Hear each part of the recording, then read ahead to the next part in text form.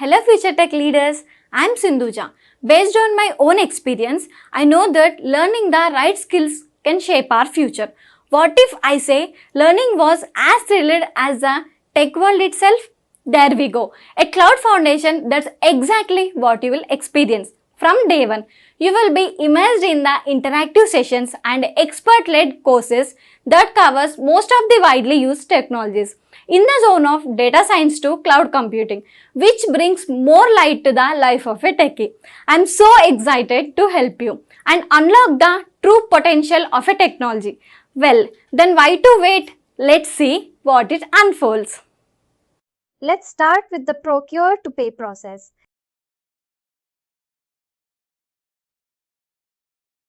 Any guesses how the procure to pay? Are you aware of what is a procure to pay process? If you want to purchase something, what are the minimum things that you will require? Generally, if we want to procure something, what we require is the item that we need to procure and from whom we are procuring it.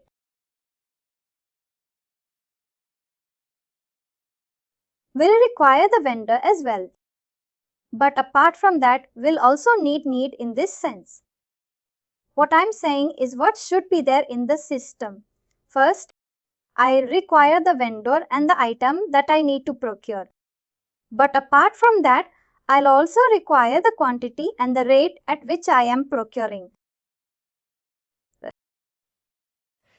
Now, the thing that you mentioned that you require or you do material request and then you send it to the vendors, and depending on the amount or depending on the rate that the vendor has quoted, then you do the vendor canvassing or you select the vendor and then send the purchase order to the vendor.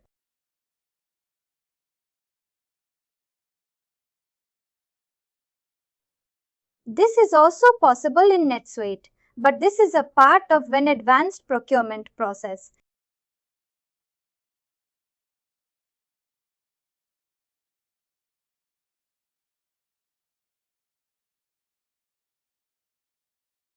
The procure to pay process is a 4-step process. You generate the purchase order. You select the vendor and the item that you need to procure and also enter the quantity and the amount or the rate that at which you want to procure the item. Once the purchase order is created, then you send the purchase order to the vendor and he sends the material to your warehouse. You do the item receipt. In other words, in your language it is material receipt. But in NetSuite it is known as item receipt. And once the item receipt is done, you also receive the invoice from the vendor. Right.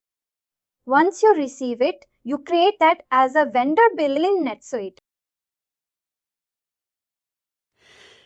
And once the vendor bill is created, then you, depending on the terms that you have with the vendor, you send the or you pay to the vendor. It's a 4-step process. You create the purchase order. Then the item receipt is done. Then the vendor bill is created and then the vendor payment is done. Are you till now? Now there might be a case that you might require approval on the purchase order.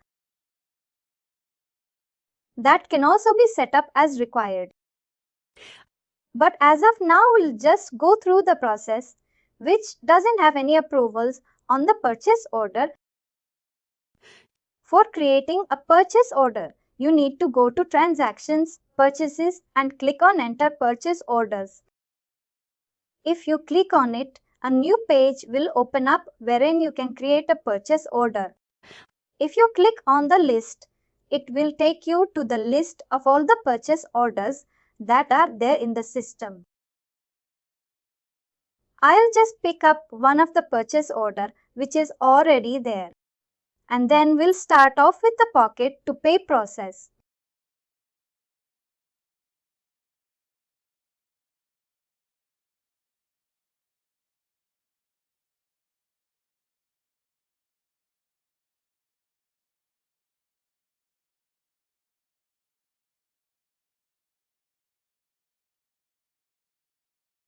Here is one of the purchase order. I'll just open it and I'll start it from scratch.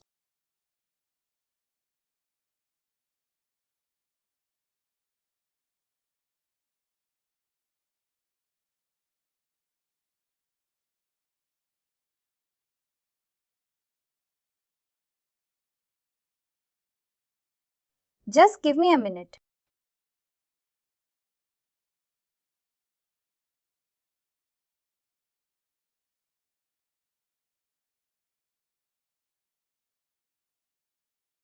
This is one of the purchase order which is already there.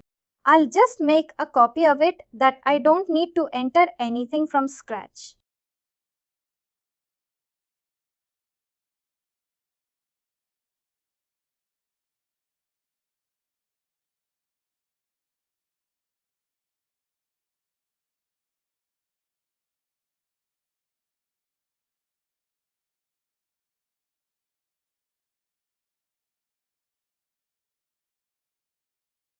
There is the hedge fund sizes. Let me dig them into an account. Let me dig to your own NC protection app. We put that one in Panama. Play estimates order. And let us go here.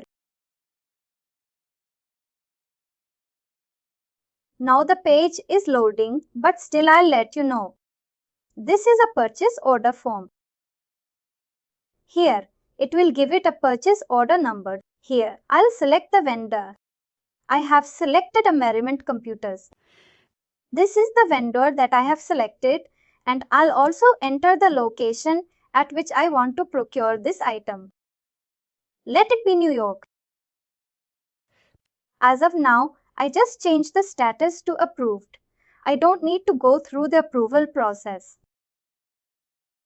In case if I want to, I can enter a memo as well. The other fields can be entered the department, class, and other classification. But the most important thing would be the item that I need to procure. I have entered the item as Logitech mouse. I have entered the quantity and I have entered the rate as well. In case if I want to change the IRA, change the rate, I can change it as well. In case if I want to procure it at $20, I can just do that. I can enter the expected receipt date as well. It will define when I want to receive this particular item. Once this is done, I can just click on Save. Apart from that, there are other tags as well. Shipping in case. If I want to enter the shipping date and or other stuff, I can do that.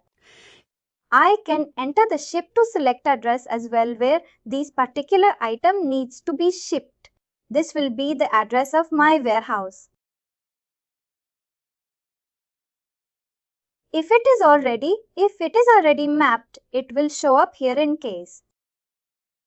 If it is not, I can enter it directly as well. I can just click on custom and it will tell me to enter the required details of the address. Ship to address. You can see the address tab.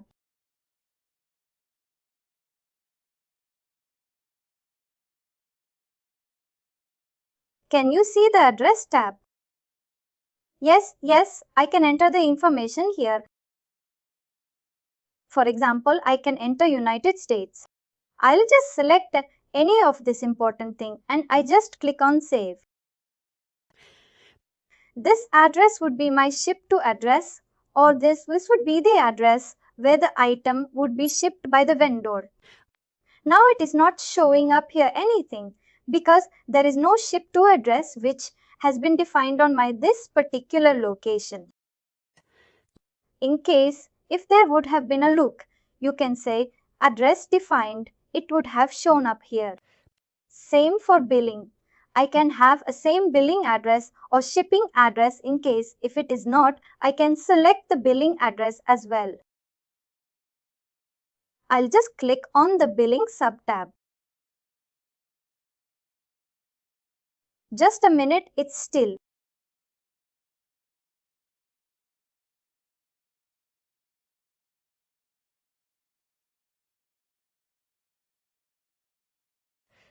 There are some other You can say suite apps. That's the reason it's a bit problem.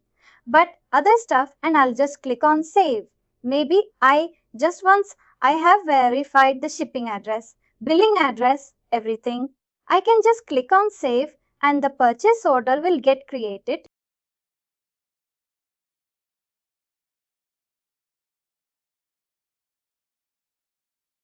It can be on the items itself.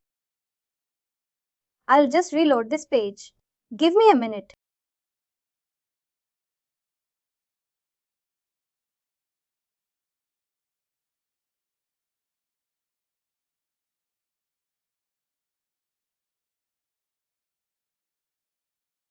Here, in case if any tax is applicable, I can enter the tax code as well. Currently, this is for an American. You can say subsidiary. That's the reason there is no tax field here. But here you will have the option to select the tax code as well. What is the tax that would be applicable? Because different types of tax codes. In case if it is, you can enter it. You can enter the rate 2020-20T and I'll just click on save.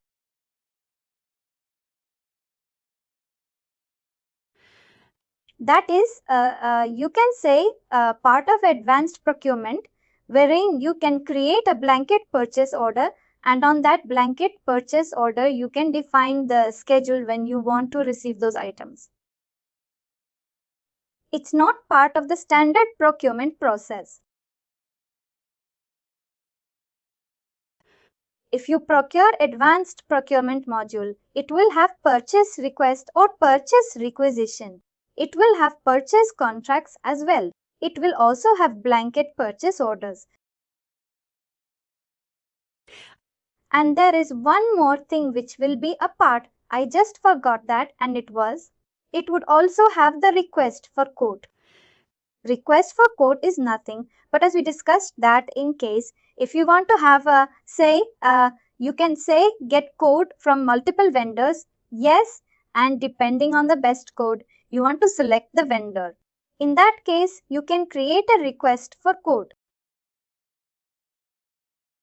Once everything is done, I can just click on save.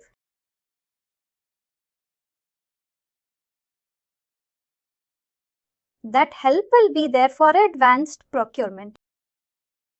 Yes, it is there. Once this purchase order will is saved, in case if there are any approvals involved, it will have the status as pending approval. But as I have already approved this particular purchase order, you can see that the status of this particular purchase order is pending receipt. Now I can send this purchase order to the vendor if required. In case if I want to send this from NetSuite itself, I can come to this communication tab. I can just check this checkbox to be emailed and I can save it. It will automatically send the email or the purchase order to this vendor. Yes, in case if I want to send it manually, I can just click on the body of the email and then I can send it.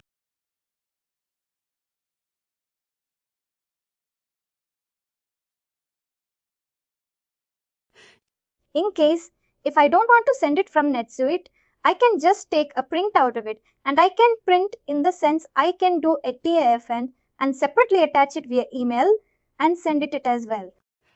Once the purchase order is sent to the vendor, the warehouse manager can go to that purchase order and click on receive.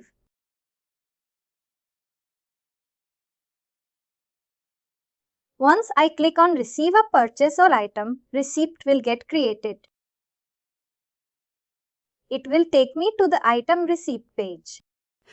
I can set up various reminders and all that stuff on the dashboard of the store manager or any other manager that you can understand that these are the purchase order that needs to be received. Or else you can just go to transactions, purchases, and you can just click on receive orders. If he clicks on that, it will show the list of all the purchase orders which can be received. But as I was on that purchase order itself, I just click on that receive button. You can see that all the information gets auto-populated. Who is the vendor, from which purchase order is had, it has been created, to which location. Everything would get auto-populated, also the item. Now I can receive the complete quantity 12. In case, if I am receiving a partial quantity, I can just change the quantity if required. In case, if I am receiving only 6 items right now, I can just change the quantity and I can save it. If I do that, the status of the purchase order would change to partially received. In case, if I am receiving the complete quantity, I can save that and the status of that particular purchase order will now get changed to pending billing. Because I have received the items and the status of that particular purchase order will now change to pending billing. Now the item receipt is a posting transaction. Posting in the sense it is going to hit my financials. It is going to impact my accounts. I am in. I am accepting the inventory. My inventory amount will get increased. If I go to Actions and click on Goal Impact, you will see that it will hit my inventory asset account. Here you can see that it has debited my inventory and it has credited my inventory. Received, not bill.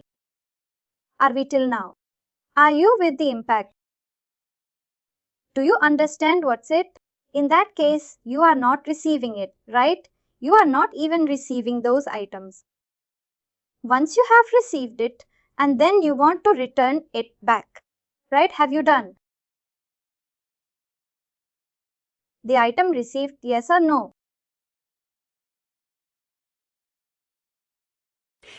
After you have received the item, then you want to return it back to the vendor, right? Yes, I'll take you to that process. That is a part of the session. Now you have received the item. If I go to that purchase order, you can see that the status of this particular purchase order is pending. Billing pending. Now the accounts department can just go ahead and click on bill. It will take you to the enter bill or build vendor bill page wherein, similar to item receipt, it will auto-populate all the information, the vendor, the amount, the location, everything will get auto-populated.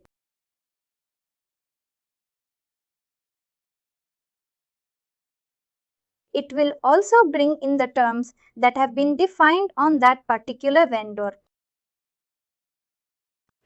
If you want to change the other information, in case if the rate has been different, everything else you can make those changes, verify everything and just click on save. You don't need to enter anything from scratch. On a click on a button, everything gets populated from the purchase order itself. Now the bill is also posting transaction. It's going to hit my accounts payable. It's going to have an impact on my liability because my liability is going to increase. I now need to, and you can say, pay to the vendor. If I see the goal impact, what it's going to do is it's going to debit the inventory receipt, not bill, because on the item received it had credited it. Now, it will notify the impact and it's going to credit my accounts payable. Are we to now? Right here you can see the vendor name right. Oh yes. Accounts payable is the account that we had selected on the vendor. When we went through the vendor master, we had shown right then there has to be accounts payable, accounts selected. Whatever account that has been selected on, the vendor will get hit here. This is the wiring that we have to do while creating the vendor. Yes, now if I go back to the bill, I can make the payment as well.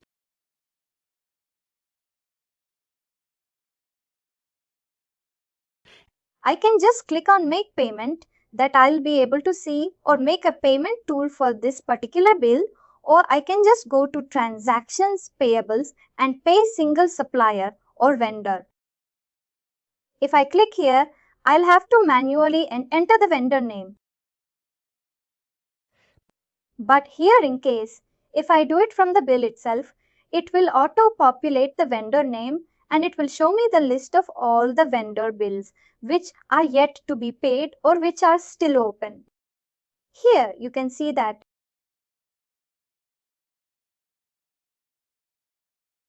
I just clicked on bill payment. The vendor name auto-populated or the P got auto-populated. You can see the accounts account or the bank account from which you are making the payment. In case, if you want to change that, you can do that. And if you scroll down, it will show you the list of all the open bills. In case, if you want to make one payment against multiple bills, you can do that. In case, if you want to do a partial payment instead of 250, 240, you just need to pay 150 right now. You'll be paying the remaining 90 later. You can do that as well if I've selected both. If I scroll up, you will see that the total amount that I'm paying is 10,740.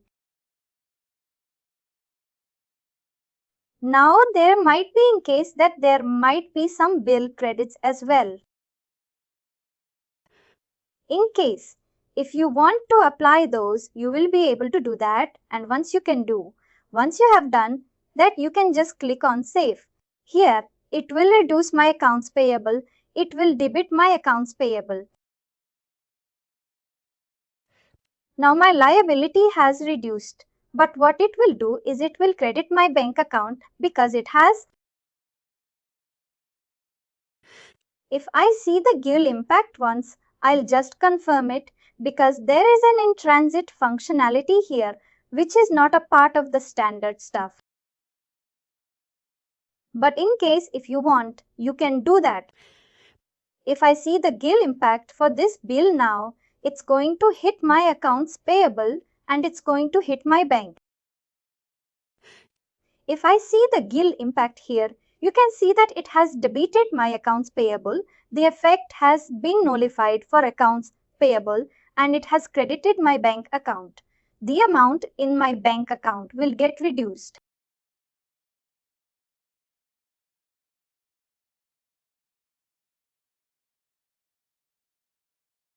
This is how the procure to pay process works. You create a purchase order from the purchase order. You do the item receipt from the item receipt. Once the item receipt has been done, you can create a bill from the purchase order and you can pay it according to the terms that you have set up with the vendor. You can make the bill payment. Are we till now? Are we with the proc to pay process? Any questions?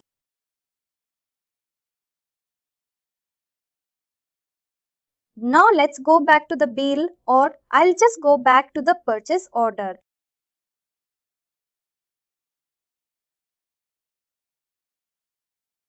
You mentioned that. What if I want to return something? Right? If you have something different, you can go to that purchase order and click on authorized return. This is one way. Or you can go to transactions, purchases and click on vendor return authorization. If you go to transactions, purchases and click on vendor return authorization, you will have to enter everything from scratch. You will have to enter the vendor. You will have to enter the item that you are returning and all of the information. But in case if you know the purchase order for which you want to return, you will see the return authorization button on the purchase order. In case if you have created the bill as well, if I go to the related records field, I'll see all the related transactions associated with it. If I open the bill as well, on the bill also you will see the authorized return button. You can create authorized return or vendor return authorization from purchase order, or you can create it from the bill as well. Now, If you have click on return authorization, it will take you to a vendor return authorization page. Now the vendor return authorization is a non-posting transaction.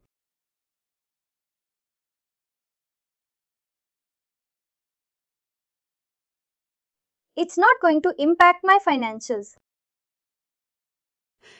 As I created it or I clicked on the button on the purchase order, everything gets auto-populated, the supplier, the status, whether it's a approval. In case if I want to have the approval, everything will get auto-populated.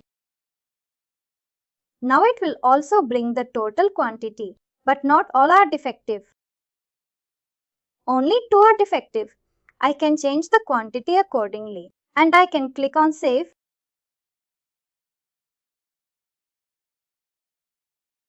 Once I save it now, I have not returned the material yet. The only return authorization has been created. If I go back to the vendor return authorization, you will see that the status of the return authorization is pending return because I have not returned it yet. I have just created the vendor return authorization. Once I click on return, here it will take me to the item fulfillment page. Item fulfillment is nothing but opposite of item receipt. While doing the item receipt, I increase my inventory. But when I click on item fulfillment or I create item fulfillment, it's going to reduce my inventory. The stock will get reduced from my inventory. Are we till now? Okay.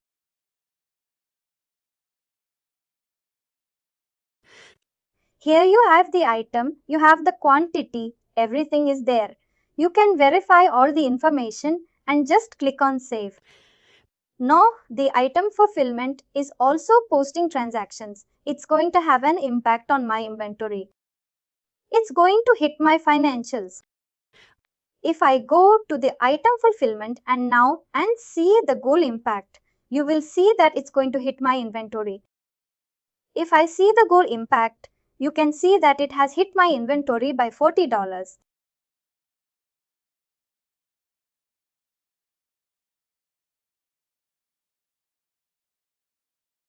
And there is some variance as well. That's the reason it is hitting the variance. I'll just check the amount in case if you're creating there was some variance. That's the reason it also hit the variance. But it is hitting my inventory here. It has created my inventory and it has also debited inventory reserve return but not credited. If I go back to the return authorization, if I refresh it, the status of that return authorization will change from pending return to pending credit. What is a credit? I have returned it to the vendor. Vendor is going to give me the vendor credit or credit note.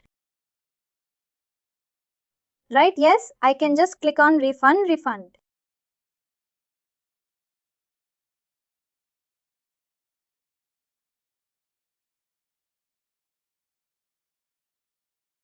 And once I click on refund, I'll be taken to a bill credit page.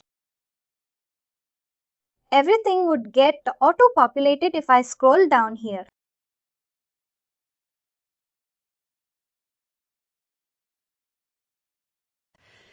If I scroll down here, it will have the item quantity, everything, and if I click on save, this is also a posting transaction. Now here, it is going to hit my when inventory return not credited and also it is going to hit my accounts paid table. It is going to reduce my liability. This particular bill, credit or vendor can be applied when I make the payment to this particular vendor in the future.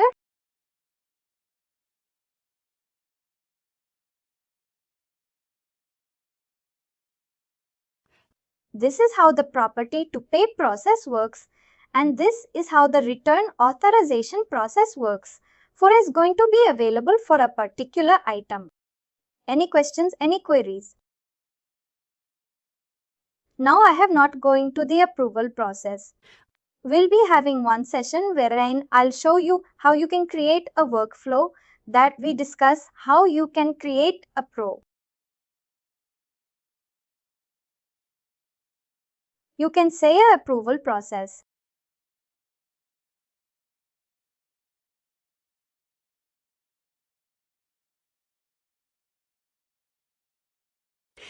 And there is also one way wherein, in case if you want to use a standard approval process, that is also possible. No, currently we have created a credit, right? The vendor is not going to and send us the quantity back.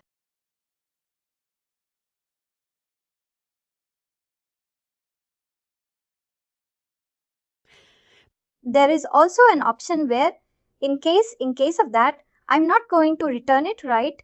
I'll just do the replacement of it. I can just create a.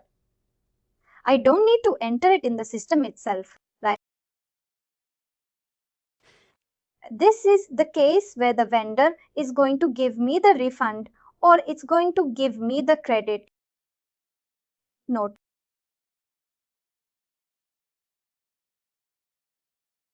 Because see if I want to, or the vendor is going to replace those items.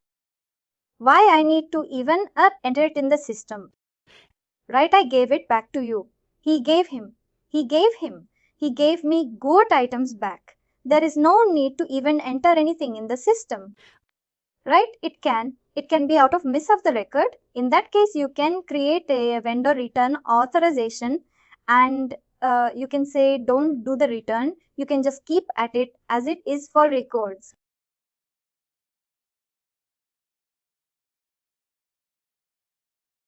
That is one thing. In case if you want to have a quality module, that is also a part. But generally, whenever you do the item receipt, when you receive it for the first time, in case if something is faulty, you can just do the receipt for the ones which are good. You cannot. For example, I procured 12. Right, vendor sent me 12, but 2 of them are defective. I'm going to do the item receipt for only 10 and not 12. And many too can be done later. This is the standard process. Now, in case if you have a something different process, the standard process can be tweaked as required. Correct? Correct. This is the standard process. Different customers, different organizations will have different. Yes, these you can say processes can be tweaked as required. Even if we are talking about approvals, some customers might have only one level of approvals. Some of them might have 2 to 3. Some might have depending on the amount of the purchase order. The level of purchase orders will increase. That these can be tweaked as required, but this is the standard process. Yes, this is how the procure to pay process works. This is how the return optimization process works. Similarly, in this, you can see next session we'll go through the sales process, and once that is done, then we'll start off with the general preferences, enable features and accounting preferences, which are the most important topics.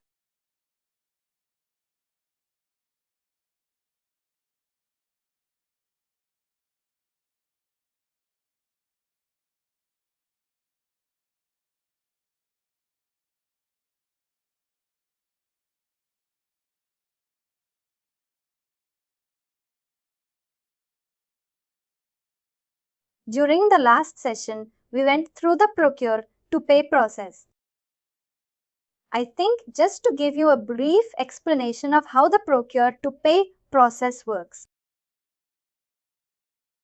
The standard procure to pay process works in 4 steps. Creation of a purchase order. From the purchase order, once the purchase order has been created, it has been sent to the vendor. Then we create item receipt. The item receipt will have a GL impact, which will be a posting impact. It is going to make my inventory. It is going to increase my inventory. Once that is done, once I receive the invoice from the vendor, I'll be creating a vendor file into the system, which will also have a posting impact. In this case, it's going to hit my accounts payable. It's going to create my liability. And once that is done, I'll pay it to the vendor. I'll create a vendor payment or bill payment in the system, which is also going to hit my financials. It will also have a posting impact, and it's going to be a posting impact, and it's going to be a posting impact, and it's going to hit my bank, that it will reduce my bank balance. Is that fine?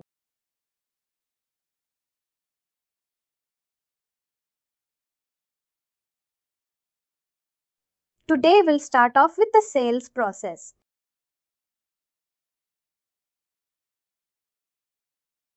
Or in other words, it is also called as order to cash process. It also can be defined, or it can also be divided into 4 steps, and in some cases 5 steps. Talking about the 5 steps, it is going to start with the creation of an estimate. In other words, some might also call it as code. We create an estimate.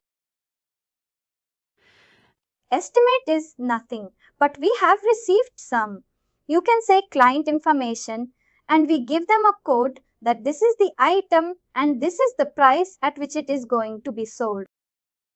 An item is going to be sold. Once that is done, once the order has been finalized, once the negotiations have been done, then the estimate gets converted into a sales order, or a sales order is nothing but the order which has been confirmed by the customer. And once the sales order has been created, estimate and sales order are non-posting transaction. They don't hit my financials. Once the sales order has been created, I create an item fulfillment. It's just the opposite of the item received on the procure to pay side. The item fulfillment will also have a posting impact. It's going to reduce my inventory because I am fulfilling that particular order and I create an invoice. It is going to hit my accounts receivable. It's going to hit it's going to increase my assets. And once that is done, I'll accept the payment from the customer. In some cases, in some organizations, company don't use estimate. They're directly created from the sales order.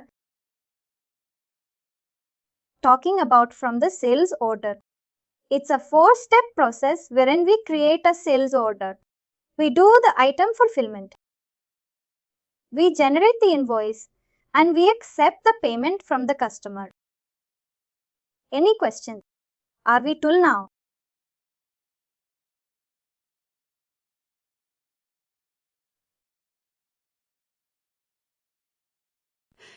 For creating an estimate or a sales order, estimate and sales order are one and you can say the same. You can say type of transactions. Only the names are a bit different. What we'll do is we'll directly start from the sales order itself. For creating a sales order, I need to go to Transactions, Sales and click on Enter Sales Order. In case, if I want to create an estimate, I can do that as well. From the estimate, it's just a click of a button to create a sales order. If I want to create a sales order, I'll click on Enter Sales Orders. If I want to see the list of the sales orders, I'll just click on List. It will show me the list of all the sales orders that are there in the system. Just to reduce our work, I'll just create a copy of the sales order instead of entering everything from scratch. Talking about that, right? If I want to sell something, the first thing that I'll require is the customer to which I'm selling something, right?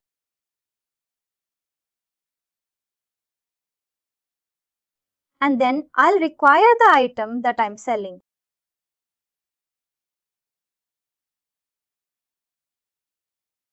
Are we till now? I'll just open one of the bill to understand the items which are there in the inventory. Just give me a minute. I'll just keep a copy of it. As mentioned, I'll require the customer to which I'm selling. I require the item that I want to sell. And then the quantity and the rate are secondary. But the minimum things that I'll require is the item and the customer. If I don't know the customer, if I don't know the item, I'm not going to be able to sell something right.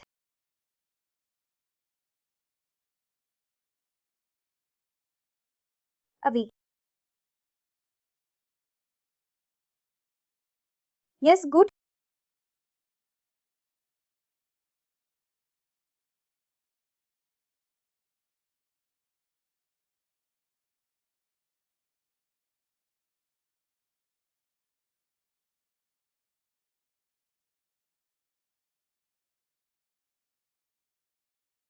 Just give me a minute. I'll just select one transaction which is for a particular subsidiary. I don't need to worry about the inventory of that particular item.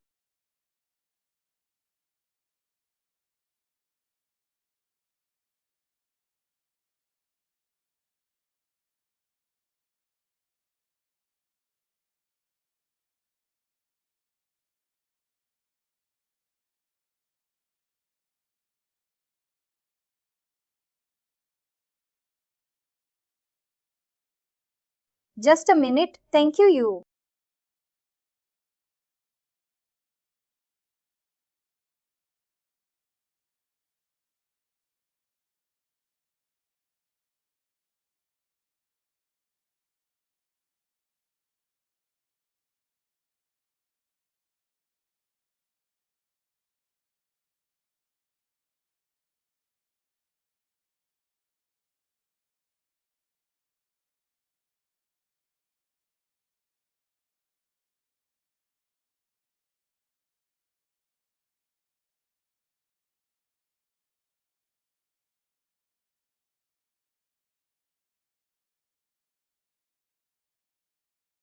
This is a sales order that I am trying to create. I'll just change the form.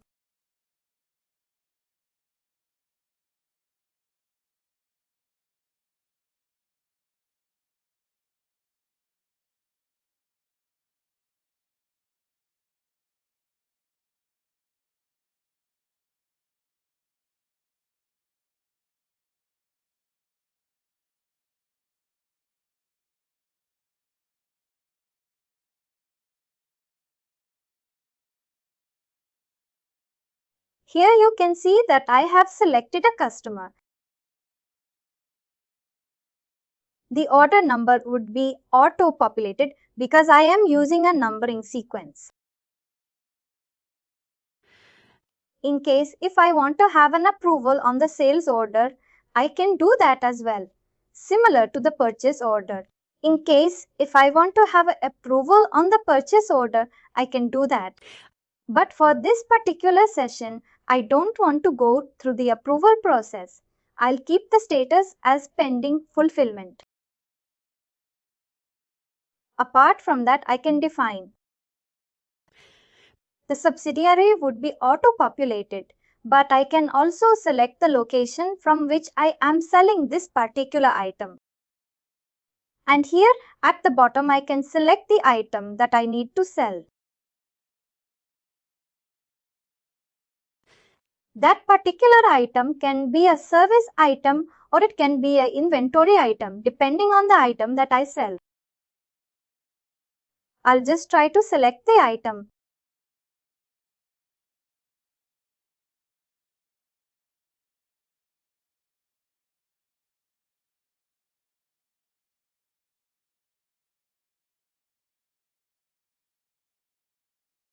I'll select the item. I can select all other information. I can also select the tax code. In case if there is any tax applicable, I can do that. But apart from that, we had also mentioned that on the customer level, you can define the price level. There can be a price level on the item, and that price level can be selected on the customer as well, and that would be auto-populated here. But in case if I want to change that, I'll be able to do that. In case if I want to give 15% discount, I can do that. In case if I don't want to give any discount, I can just select the list price. If I select the list price, you can see that the rate changes accordingly. But in case if I want to give a discount, I can select that particular price level as well. Or in case if I don't want to change anything, if I want to give it on the customer itself, I can select the price level on the customer and that would get auto-populated here. Apart from that, I can select the tax code. What is the percentage or the tax which is applicable? In case if there is any. If there is any tax code that I want to apply, I can do that in case. If I don't want to, I can just select the non-taxable or 0% tax depending on the, and this tax code will change depending on the item that I am selling. All other information would be there. There are a lot of fields which are there, but I don't need to take care of it. These fields can be removed or added when, and I show you that when we go through you can see customization of the forms. Any questions till now you know. Apart from that, I can also select the shipping address in case. If there is any shipping address that has been mentioned, I can select that on the customer. The shipping address would show up here.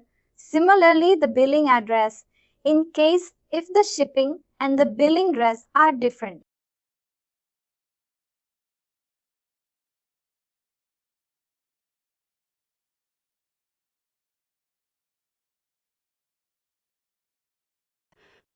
I can select the billing address as well.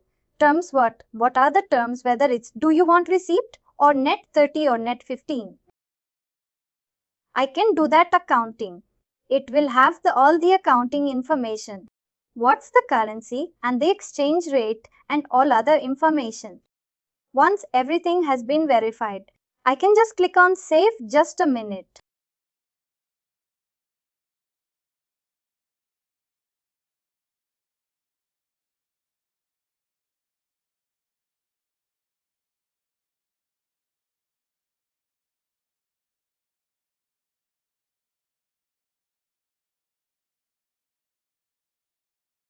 There is some lab to select the payment method which is there on a particular page.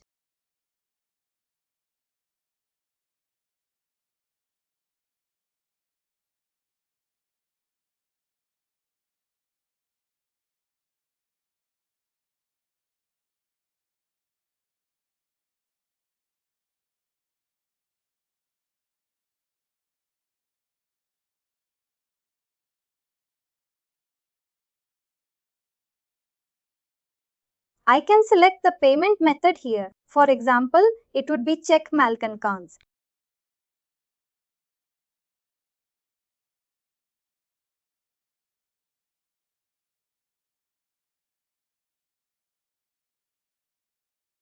Once the sales order has been saved, I'll be able to fulfill that particular item.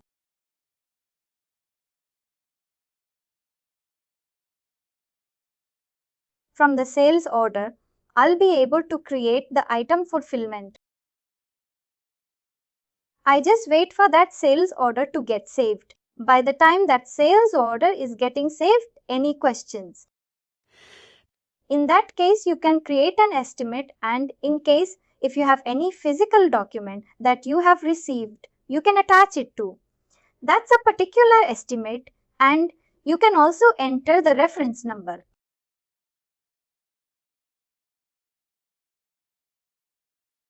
Thank you. You will get the PO number from the customer. And in case if you want to attach anything, you can always come to this communication tab and here you can attach the files or any contract or purchase order that you have received.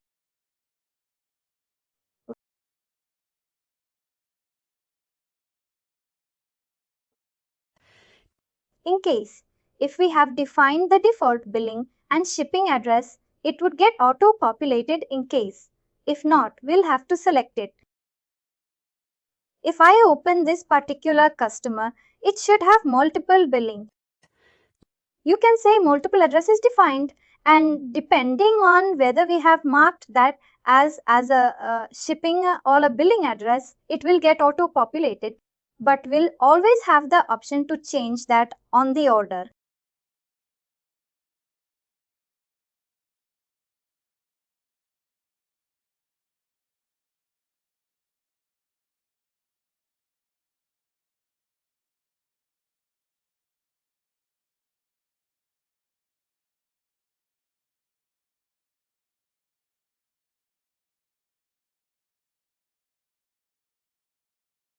Just give me a minute. It has been back ordered. I'll just make some changes.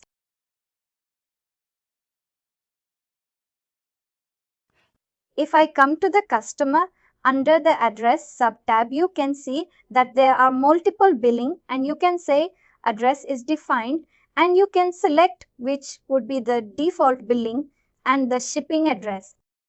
And accordingly, that would get auto-populated.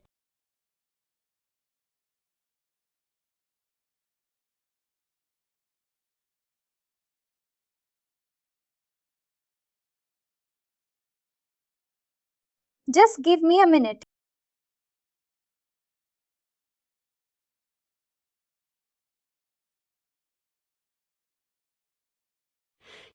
I'm just changing something in the background that I get the fulfillment button because this is a demo instance.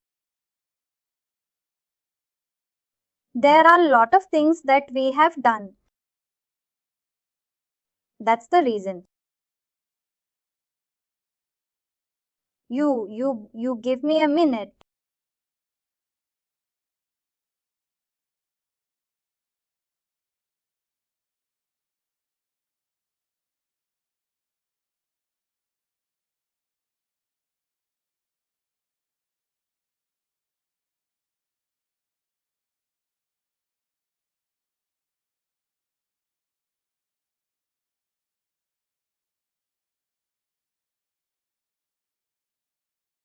This demo instance has become a lot slower.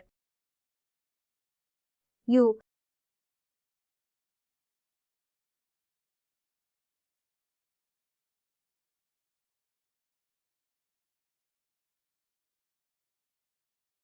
That's the you to you. Who?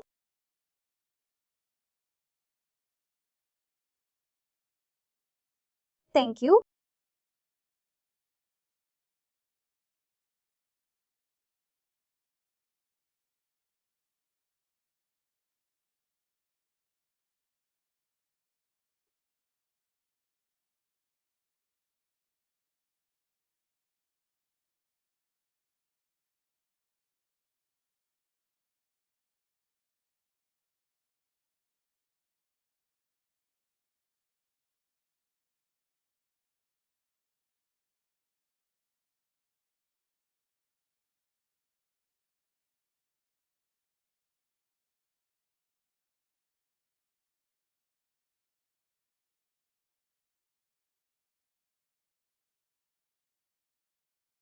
I'm just reloading this particular page.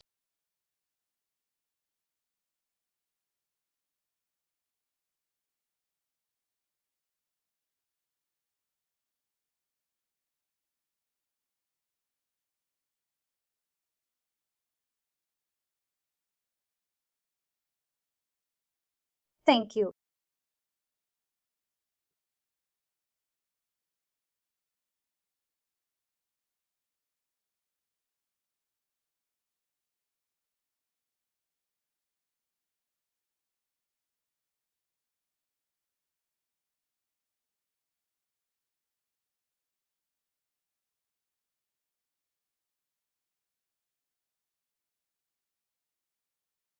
Thank you.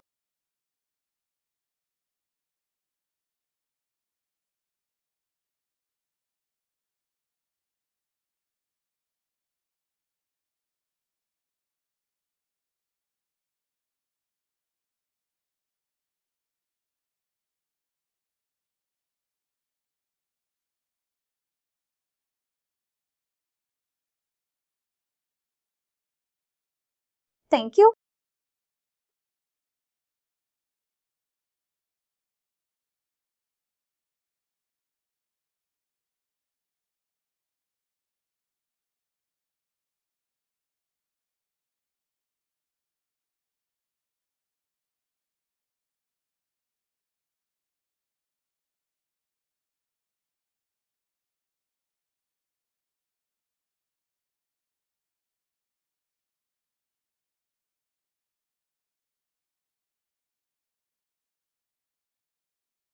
Thank you. Thank you. Thank you.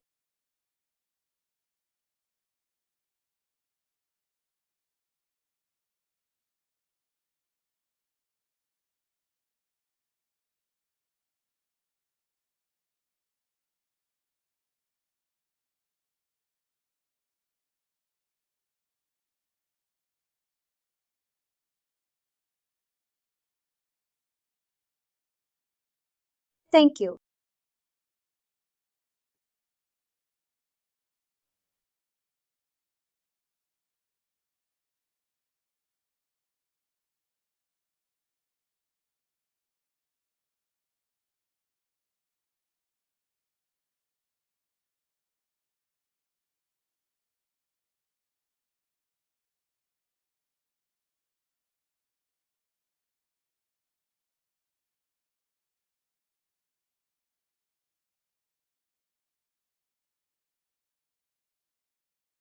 Thank you. Thank you. Thank you.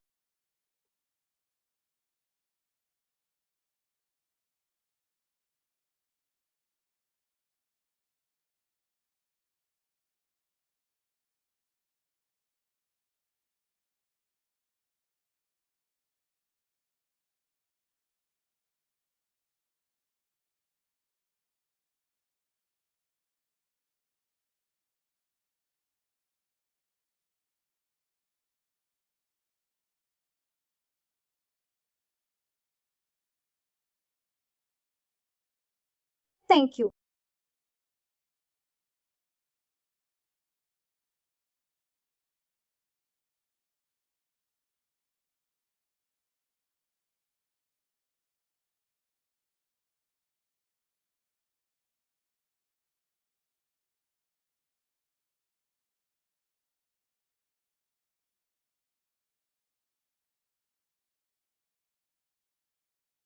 Thank you.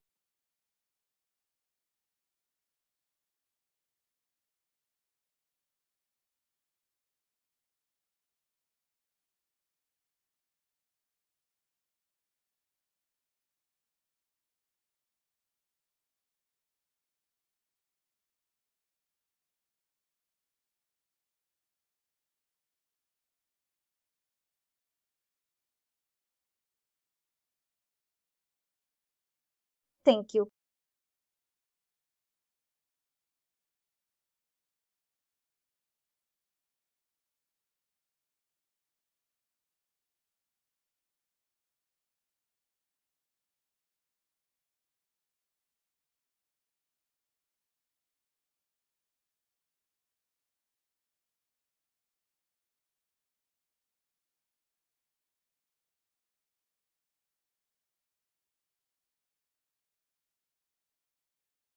Thank you.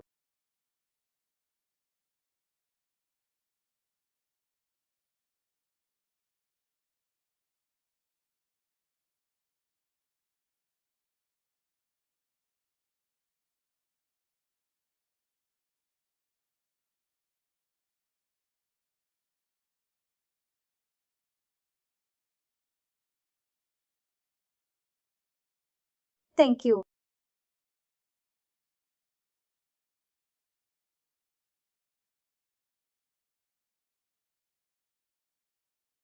Thank you.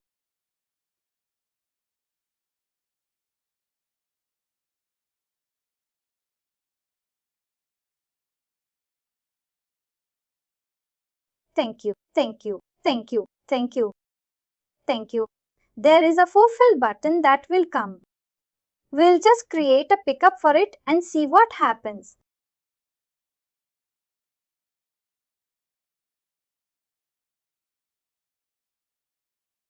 Just they have changed the name.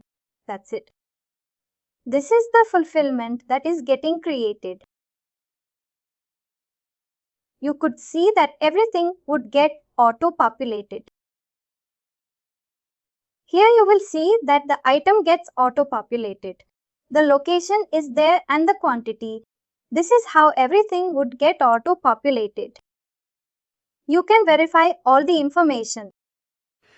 You can change the status, whether it is picked or picked up, and you can just click on save. Once this is done, when we go back to the sales order, and if you see the status of that particular sales order, I have created a fulfillment.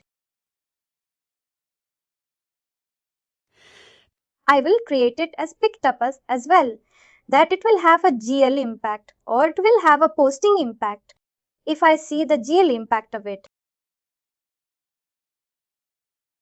You will see that it's going to hit my inventory. It's going to reduce my inventory. What it has done is it has credited my inventory fire by a particular amount.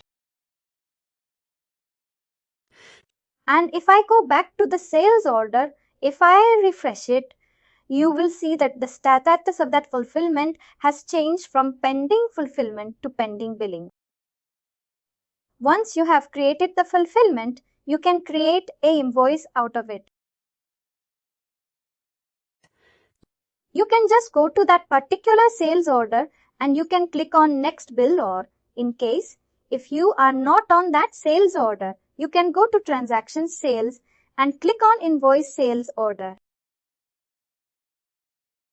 If I click here, I will be able to see this particular sales order as well. If I go here, I get the list of all the sales order which have status as pending billing.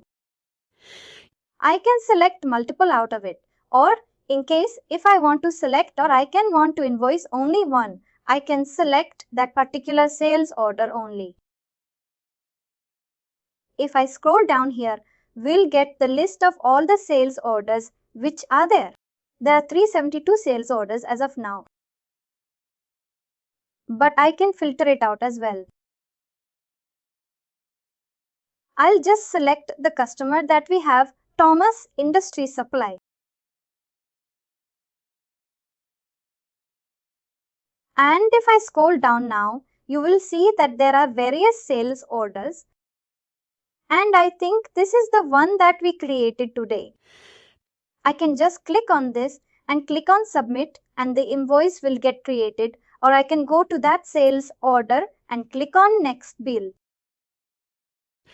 Once I click on next bill, a new page will open up, a new form will open up which will say invoice, and everything would get auto-populated on that particular page from the sales order itself.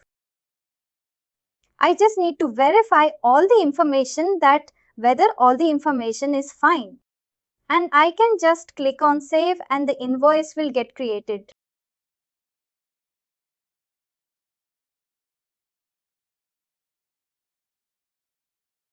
Here you can see that instead of creating an invoice, it is creating a cash sale as well.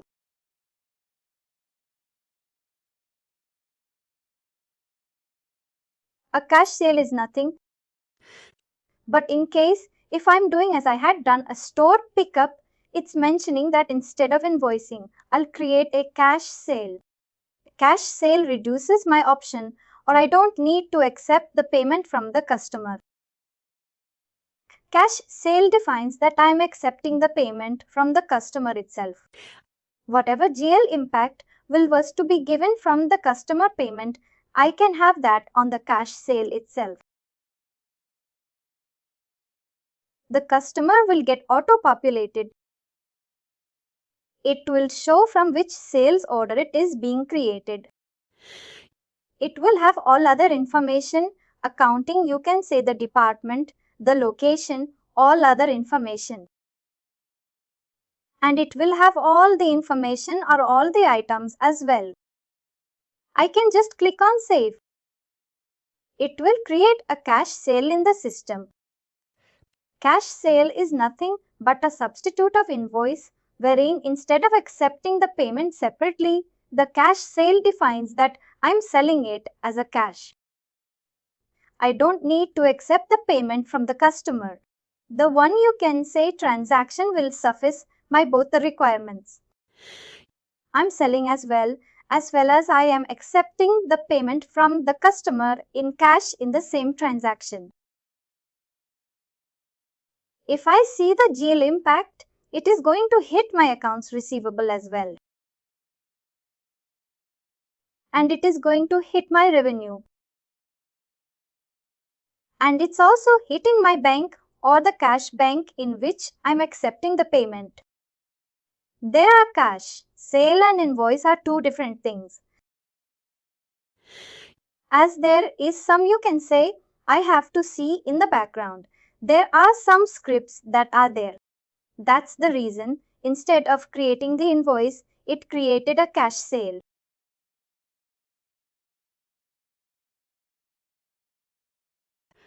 But in case if we create an invoice, it will create an invoice and then it will create the, you can say, the customer payment.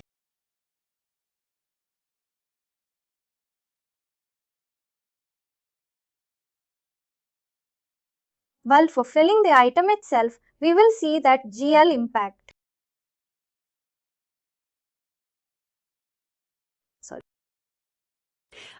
I mean, when we are fulfilling the item, we'll be able to see there will be some impact on the general ledger, right?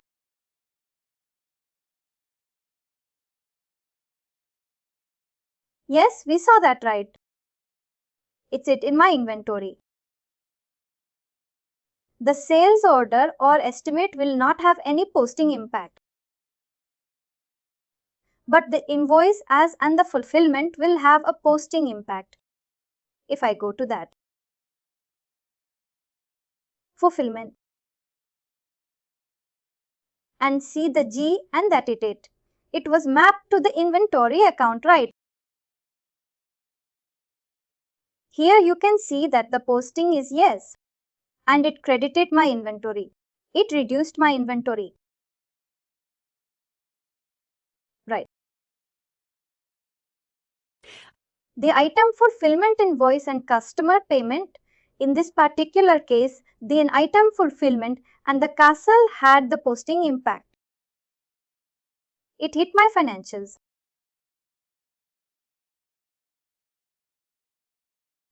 And here you can see that it's a purchases account. Maybe this is the account that has been selected on this particular item, but the item fulfillment generally has the impact on my COGS and it hits my inventory asset account.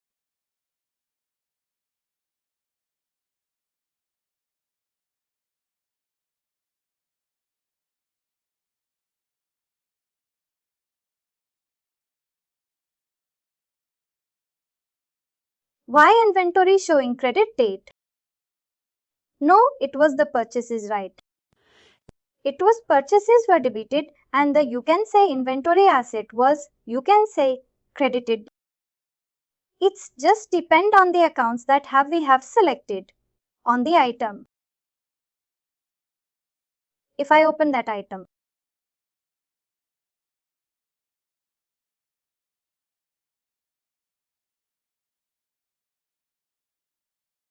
if I go to the accounting subtab,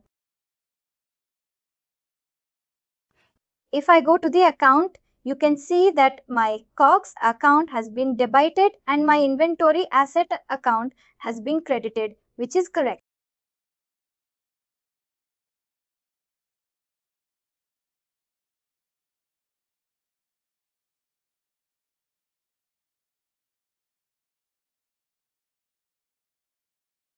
Any questions till now? Apart from this, in that case, you can create an estimate for 1000 quantity, but the sales order will be the same. You can see that only created for, you can say whatever you converted to 100 or 800 that you would like to. Right. That correct thing. See, the estimate can be for 1000 quantity, but only some amount got converted. Whenever you convert the estimate into a sales order, the sales order would be a confirmed order, right? You will change the quantity and rate accordingly on that sales order and save it. And that in the end, in that case, you can create a generator report that the estimate was for an amount, but the sales order or the invoice got created only for certain amount or quantity. Sales order is a confirmed order. Item fulfillment is nothing, but you fulfill that. Or you can say you ship the items. The order was for 200 and you ship 200. There might be a case that you can say partially fulfill it. The order was for 200, but currently you only have 100 in your inventory. You fulfilled 100 right now.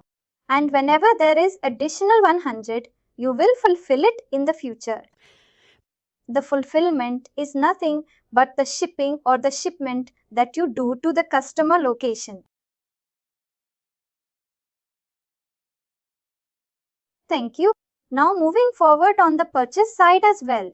We saw that in case if there is some defective item we want to return it, we can return it by creating a vendor return authorization. Similarly, on the sales side, you can return or the customer can return a particular item to us. I can go to that sales order and click on authorized return, or I can go to transactions, sales, and here transactions customer, and I can click on issue return authorization.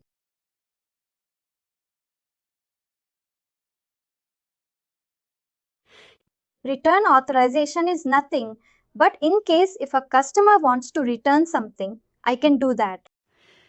If I don't know the sales order number or any other information, I can just go to this issue return authorization. But here I'll have to select everything from scratch. The customer, the item that is being returned, and the quantity.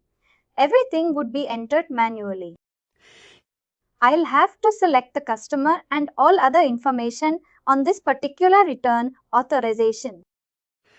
But if I go to that sales order and click on return authorization, everything would get auto-populated. I just need to enter the quantity that is being returned by that particular customer. The customer would be auto-populated.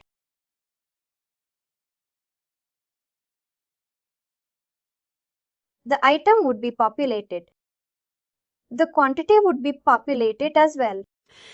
Currently, I had only invoiced one quantity, but in case if there are, you can say 10 items.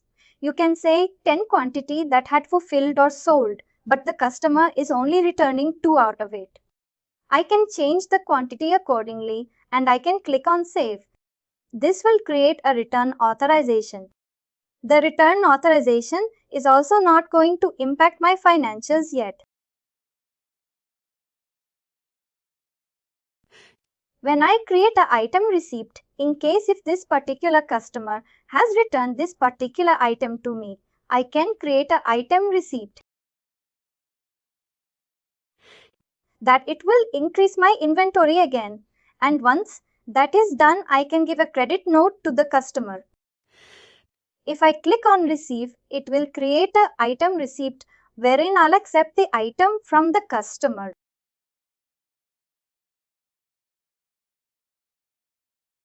It is going to increase my inventory again. Everything would get auto-populated.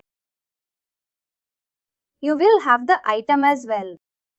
You will have the location and all other information and you can just click on save. This is also going to hit my financials. It's going to increase my inventory again. And if I go back to the return authorization, you will see that the status of that return authorization will not change from pending receipt to pending refund.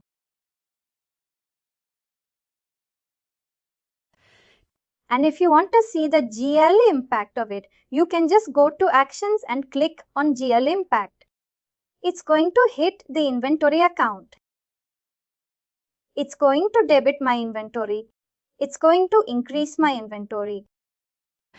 And if I go back to the return authorization, if I want to give the refund back to the customer, because I had created a cash sale, I can refund the amount back to the customer again.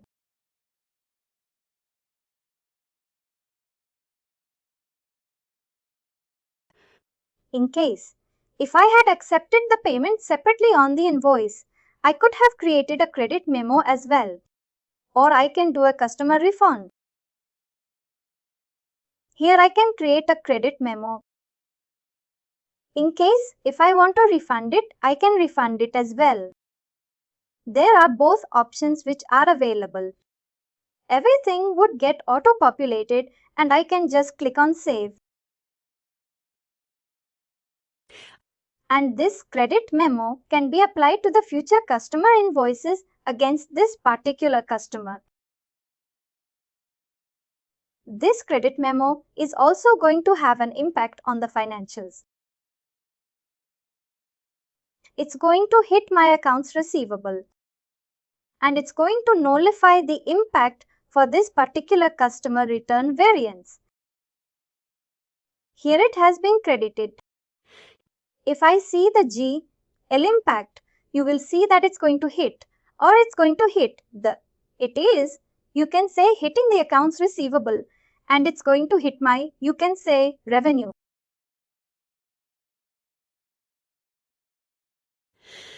And this customer variance would be on the impact of the authorization or the return authorization that I had created.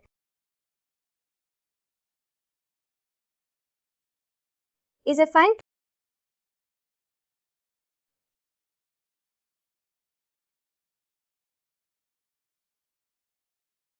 One question. Each and every transaction has its own GL impact, and that GL impact depends on the accounts that we have selected on the item.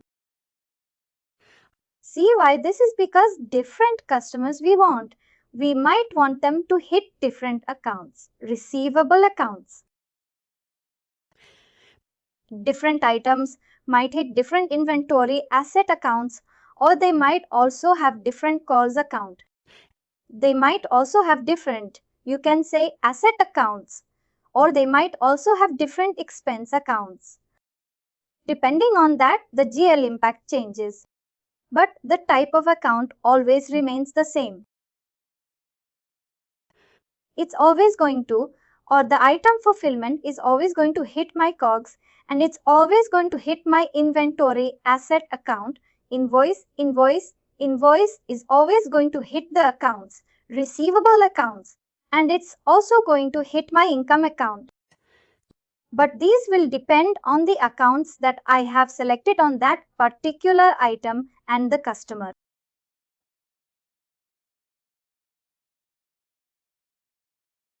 This is how the sales process works. We create a sales order. We do the item fulfillment. From the item fulfillment, I can create an invoice.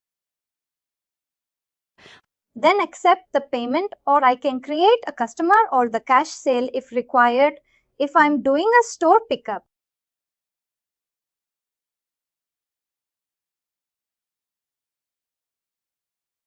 That's it for today.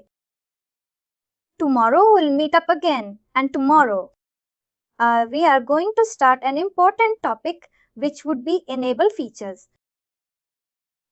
And once the enable features is done, we'll start the account. You can say accounting preferences. These two are very important topics. Let's start that tomorrow. Last time we went through the procure to pay process as well as order to cash or the seed process. And we have decided that we will start off with the enable features and the accounting preferences. These are the most important topics, you can say, considering the CloudFoundation Foundation exam. There are a lot of features. There are a lot of preferences that are there. We might not be able to go through each and every one of it in detail, but I'll suggest whenever you get time, go through all those stuff and also go through the help of it. That whenever you go for the CloudFoundation Foundation exam, it will help you out. Now, these enable features or accounting preferences change a bit depending on the modules and depending on the apps that have been installed. These particular instance that I will have a lot of, you can say, additional modules that we have in it. We'll go through whatever is required or whatever is. You can say whatever is a part of the standard module.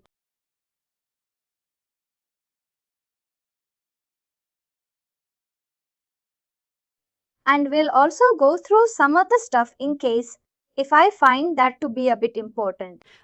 Enable features is nothing, but it defines what are the things that you would like to have in the preferences or in the instance. In case if you want to turn on something or turn off something that comes under enable features. Some of the features once enabled cannot be disabled again. And this is generally done when we start the implementation. If you have already done the implementation, these things are already taken care of, but there might be some things that you might like to change in the future course of action. To go to enable features, you need to go to setup, company, and here you see enable features. If I go there, a page will open wherein all the features would be shown up. You will see various subtabs such as general accounting and all those stuff.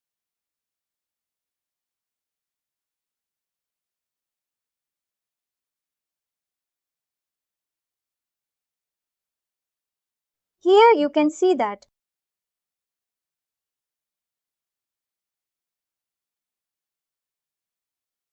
you have various subtabs: company, accounting, tax, transaction. All the preferences or all the features pertaining to that particular section are shown up here. Now going through these preferences, company under company.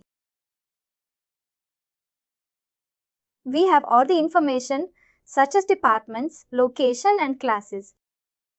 Do you remember what they are? We have gone through this stuff, right? What are they?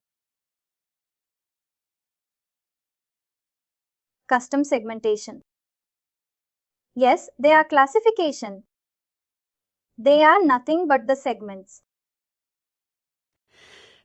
Now here, it defines whether we want to use departments or not, whether we want to use location or not, or whether we want to use classes or not. Some of them. Some of the organization might not use classes. We can just uncheck that checkbox and accordingly, the classes would not be available. Here you can see that the classes or locations or departments can be turned off or turned off whenever required, but these are generally done during the implementation itself. They are not changed after you can say after the implementation has been done. In case if it is required, it is available for changes.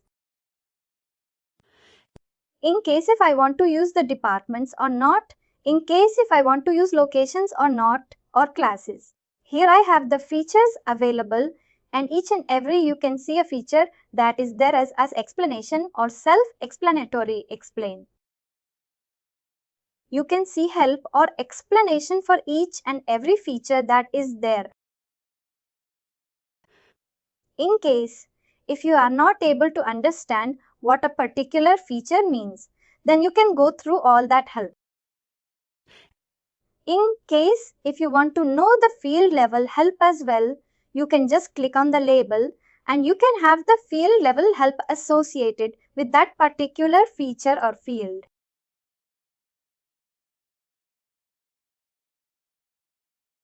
Going ahead projects, whether we want to use projects or not. In case project management here are. We also have a module called as advanced projects. That is the reason you are seeing a lot of features. But in case if you want to have projects management, planned work or advanced project profitability, that is also possible. And apart from that, there are various suite apps made available by NetSuite. They are free of cost, and in case if I want to install that, I can just click on that link and I will be able to install those suite apps as well. And in case if you see a right click on the left hand side, then it defines that the suite app is already installed. What is a suite app? A suite app is nothing, but there are some additional features or additional things which are made available after the above. You can see standard features then. It can be used as a suite app. Some of the suite apps are made freely available by NetSuite. Some of them are, you can see, paid suite apps, and some of the apps are third-party suite apps which we have to buy from third-party vendors or third-party companies and not from NetSuite. Any questions till now?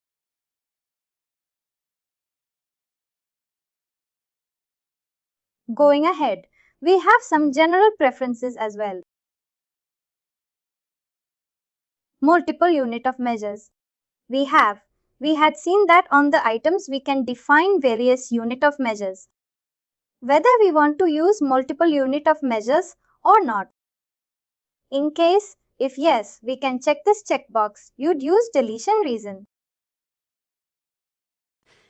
If we check this checkbox and in case if we try to delete a particular transaction or an entity such as item, or you can say employee, customer, vendor, then before deleting we have to enter the reason for means.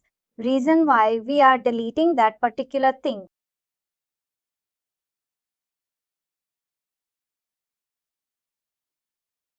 In case if you want to use a deletion reason, I can check this checkbox. Similarly, we went through the customer master as well. Right on the customer master, we are defined that there is always or earlier. There was one-to-one relationship between customer and subsidiary.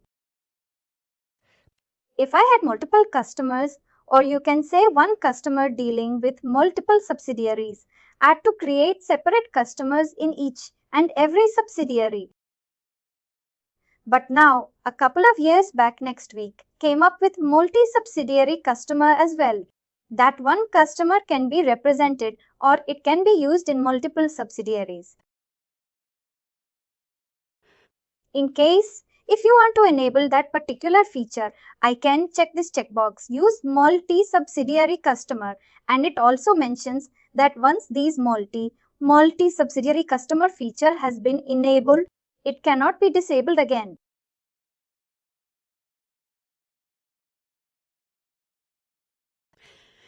And there was another reason as well, because in case if you want to use multi-subsidiary customer feature, we'll have to have the consolidated feature enabled. In case if it is disabled, I will not be able to enable this particular preference. First, I will have to enable the consolidated payments feature, and then I will be able to enable this particular multi-subsidiary customer feature. I'll be with what is UE's deletion reason and multi-subsidiary customer. Going ahead, this resource management is somewhat related to projects also. In case if we want to use resource allocation, we can check these particular check boxes wherein on the projects we can define what are the resources that would be used on a particular project. That can be done, and there are various suite apps available related to resources. In case if we want to install that can be installed. Similarly, going ahead in case if we want to use multi-language on the set preferences, also on the chart of accounts, we had seen that we can define various other languages. In case if we want to use different languages, we can check these particular checkboxes. Similarly, multiple currencies. In case if we are dealing with multiple currencies, USD, EUR, INR, SGD, AUD, in that case we can check these checkboxes multiple currencies. Once these particular thing, multiple currencies, has been enabled, it cannot be disabled again. Is that? Have you till now? Project management. To an extent, it is part of standard module, but there are some multiple, or you can say some preferences. They are part of advanced module or paid module. The resource management, or in case if you want to go ahead with the advanced project, profitability and other stuff, then they are not part of the standard projects. You will cover that module project.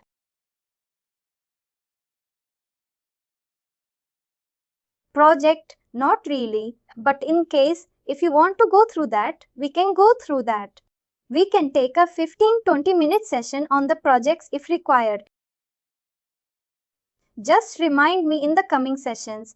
We can go through that if required.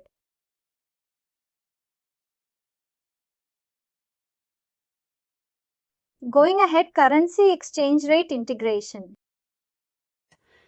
What happens is in case if we are using multiple currencies next week as an integration with two Forex data providers, one is Zignite and the other one is Refinitiv. These are Forex data providers. What next week does is there is an integration. Every day, the next week fetches the exchange rate.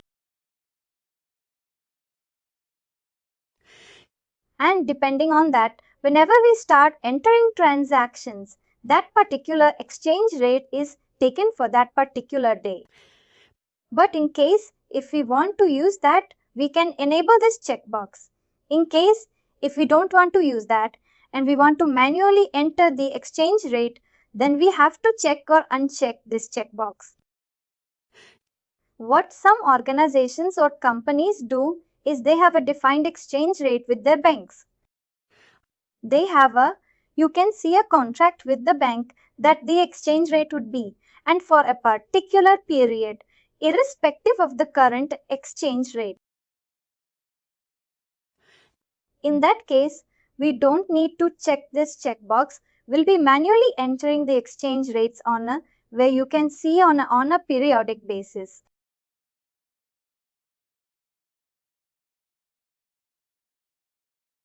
Is that fine?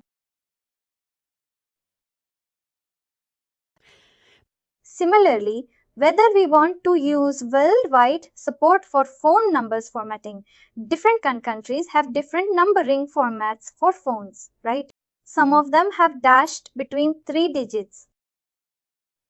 Some of them have bracket, some of them have comma. In case if we want to use that, we can check this checkbox that depending on the country or depending on the formatting that is defined. And in case if we don't use that format, the system will prompt us that we have to use that particular numbering format. Similarly, inline editing. Are you aware of what is inline editing?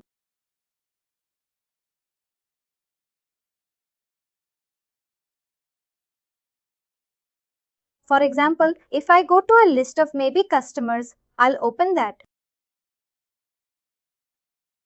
I'll also open the list of some of the transaction, say purchase orders.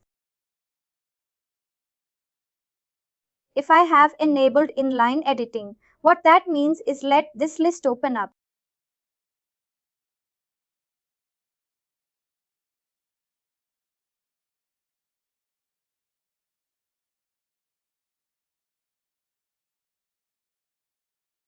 Here we have the list of customers, right? What this particular inline editing does is if you go to the list of a particular entity or transaction here, you get the option to edit it on the line itself. I don't need to open or I click on this edit and make the changes. There are some fields, not all, but some fields, which can be edited in this line itself. Wherever you see this small pencil icon. For example, ID phone or say sales rep, web address. These fields can be edited in the list itself. You don't need to click on edit, open it, and then change or do the required changes. For example, for this thing, I want to enter the phone number here. I can enter it accordingly. I don't need to open that, edit it, and make the required changes. Wherever you see this pencil icon, you will be able to do that. Wherever you don't see pencil icon, those fields are not available for inline editing. Only the fields where you see this small pencil icon are available for inline editing. Same would be for transactions as well. Wherever you see this pencil icon currently, you can see that only memo field is available for inline editing. You will not be able to change the status or the number, any other thing apart from it. In case, if you don't want to have that inline editing on this particular list, you can just click on that button and accordingly, the inline editing will not be available. Now you could see that the inline editing is off for this particular list and you cannot even change the memo now. Are you with the inline editing? What do you mean by inline editing? Similarly, whether we want to use a file cabinet. File cabinet is nothing, but you can see a storage place provided by NetSuite, wherein you can store documents. You can store whatever you would like to. If you go to Documents, Files and File Cabinet, you will see all the folders where you can store all the information. Also on various transactions on various entities, we had seen that you have the option to attach various documents. Those are documents get stored in the File Cabinet. We can define various folders and all those stuff, and that can be enabled here. In case, if you want to use File Cabinet, we can check this checkbox in case. If you don't want to, we don't need to use that. Similarly, this is a new feature that NetSuite has come up with, Net Enhanced File Security. These are, you can say, employee-specific expense folders. In case, if we are using expense reports, those expense folders or employee-specific and expense folders are created here. And depending on the employees that we have, those can be created. Similarly, duplicate detection and merge. In case if we enter any customer or contact or any other entity, and if the NetSuite finds or if NetSuite finds that they are duplicate, depending on, say in case if you have entered the same email address or any other information, then it will define that this is a duplicate record, and whether you want to get that, you can say merge it over. In that case, you can use this duplicate detection and merge. You can see that there is a file cabinet, but the file cabinet has a capacity of 10 GB.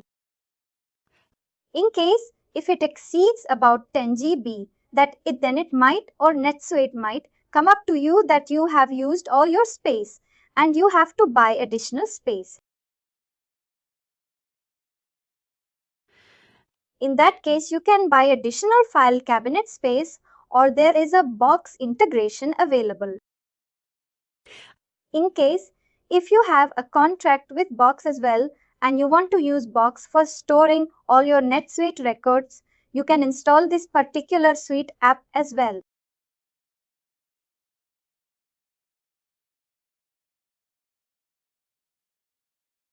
Any questions?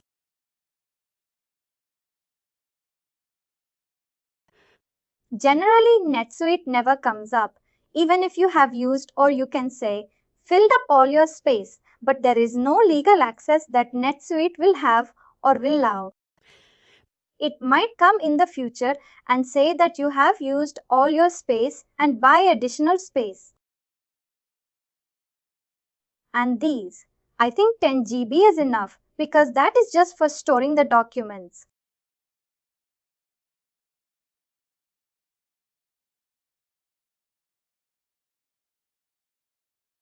I think that is enough. And in case, file cabinet. Generally, what we do is we use this particular file cabinet space for the scripts. For all other documents which require a lot of space, then that can be used in Box for stored in Box. The scripts are not that big, right? They are just of some few KBs.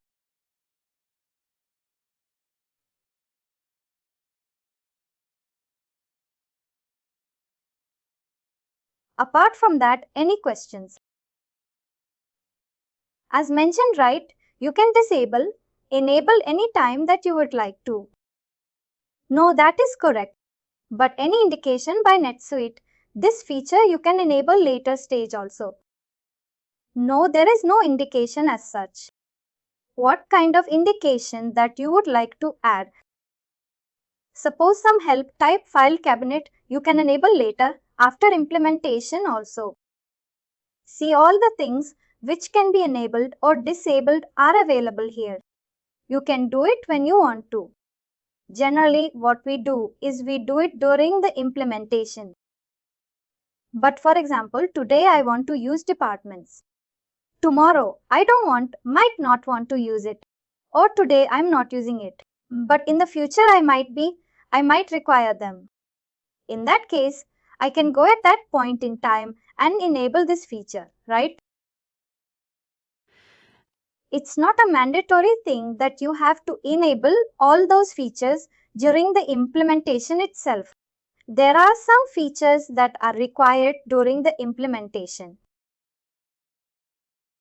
And once enabled, they cannot be disabled again. In case, for example, the multi-currencies.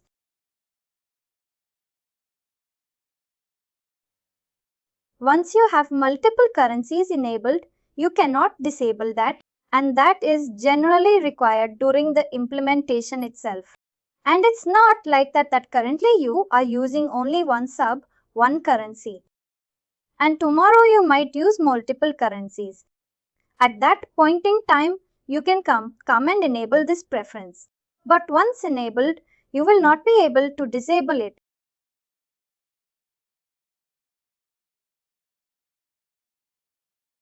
Similarly, IP address rules. In case, if you want your users or employees to log in only from your company premises, you can define the IP address rules as well. Whatever IP addresses that you have entered. And if the user tries to log in only from those IP addresses, only then the system will allow you to log in into NetSuite. Or else it will not allow you. In case if you want to. But now, since COVID is there, I don't see people using this IP address rules anymore. But there are still some companies which don't want their employees or users to access from any other location apart from their office. In that case, you can apply those IP address rules as well. You can define a series. For example, 92.68 and you can define those series and only the IP addresses starting with that particular series would be able to log in into the system and not any other IP addresses. You can define those IP addresses.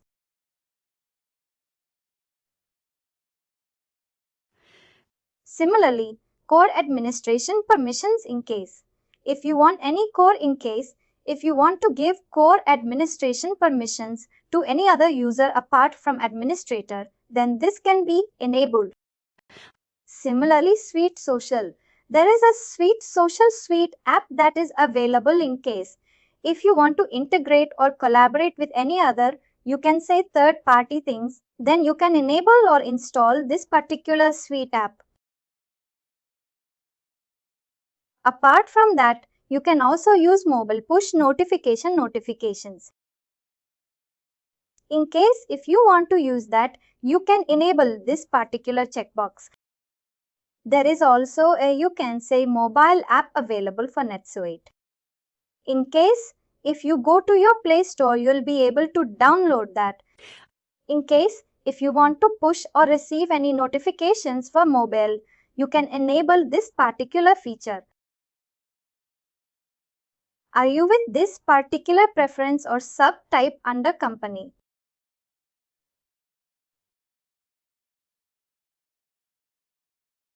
Now going ahead with accounting. Thank you. Thank you. Thank you. Thank you. Thank you. Thank you. Similarly, accounting, whether we want to use the financials or not. I have not seen a single company who has disabled this because NetSuite is generally used for its financials. If you are using NetSuite, all those use accounting. AR is nothing but accounts receivable, or the sales side, AP is nothing but purchase side. In case if you want to use deals and all those stuff, then we can enable this particular preferences.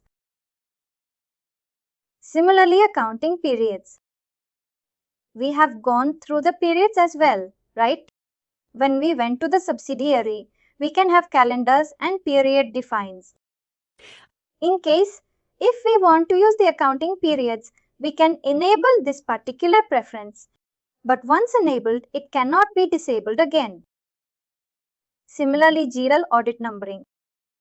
On each and every transaction, we have a GL impact, right?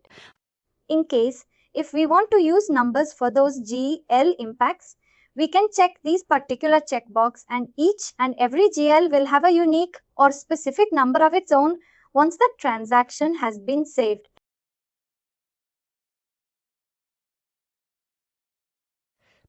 Similarly, in case if we are using advanced financials, then it also has expense allocations, revenue recognition, and all those stuff. In case if you are using that, these preferences are shown up here. And in case if you want to use those, we can enable or disable as required. Are you aware of what is expense allocation, dynamic allocation, revenue recognition?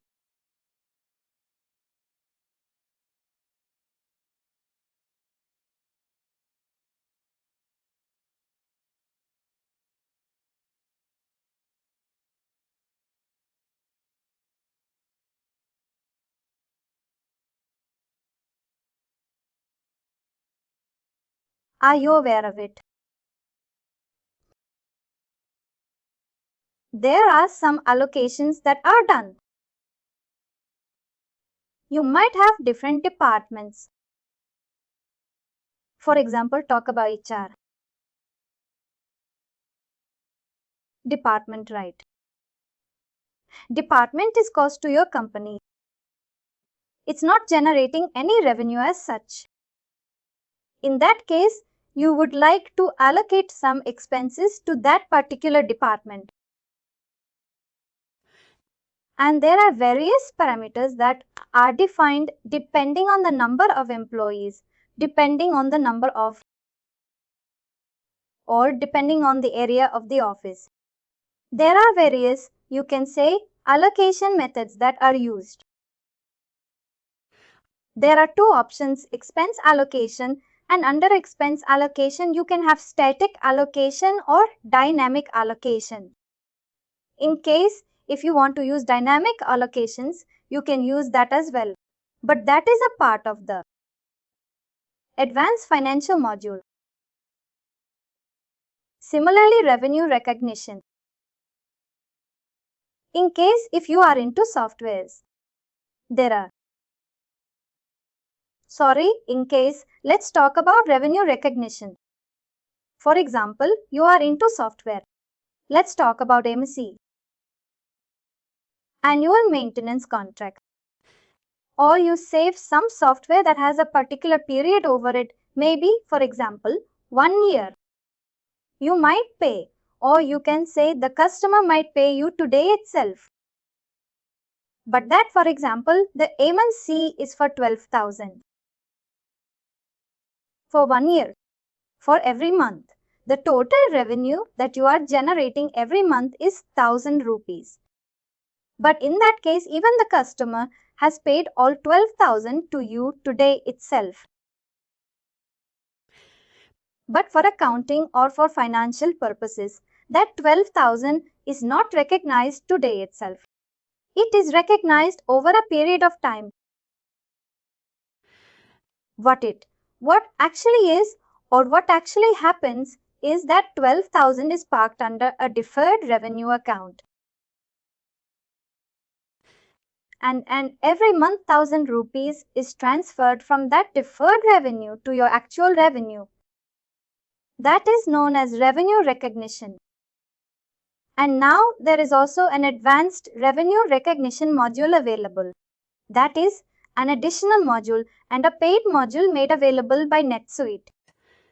In case, if you want to use revenue recognition, then it is required or it is used.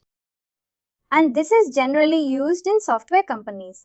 Are you with expense allocations and revenue recognition?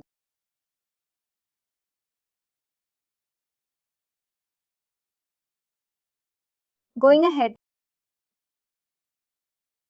Some of the stuff is still related to revenue recognition as well. Amortization. Similar on the sales side. There is amortization on the purchase side. Right? You might have paid, or you might pay for the AMC for the whole year. But you will not expense all that stuff today itself. You will amortize it over a period of time or expense it over a period of time. Then in that case, we use amortization. Apart from that, I had mentioned that there is advanced revenue management module. In case, if we get enabled advanced revenue management module from NetSuite, then all these features also come up with that module. Apart from that, multiple budgets. In case, if we are using budgets and if we want to have multiple budgets, then we can enable this particular feature in that company time and expense. One subsidiary might work for another subsidiary and you might enter time and expense. You can say associated with that particular subsidiary. In case, if you are using intercompany time and expense, you can enable this.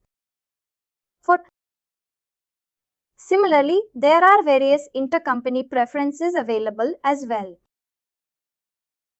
Similarly, consolidated payments. If we were trying to enable that particular feature right, consolidated, or you can say multi-subsidiary customer. Until and unless consolidated payments is enabled, you cannot enable the multi-subsidiary customer as well. This consolidated payments is nothing but in case if you have parent-child relationship for a customer. Let's talk about Tata Group.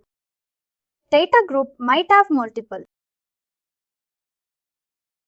sub-customers, Tata Motors, Tata Tea and all those stuff. And there might be a case that Tata Motors pays for all their sub-customers. In case if we are using consolidated payments, then these features can be enabled. Similarly, in transit payments, when we went through the to pay process, there was one thing called in transit.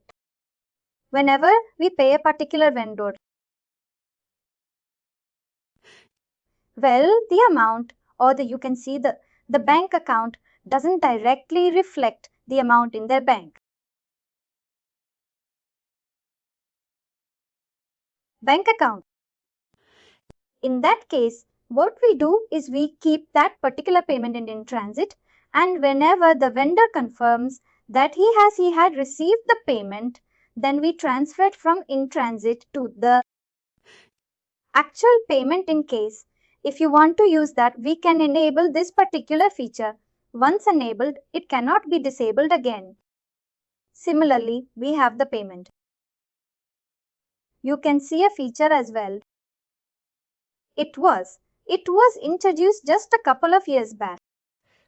Earlier, what it used to be is, in case if you are paying any advance to the vendor, we had to first create a write check transaction and then create a credit note. But now there is a vendor prepayment. You can say a feature that has come up and that can be used if required. Similarly, there are many other features such as multiple calendar statistical accounts.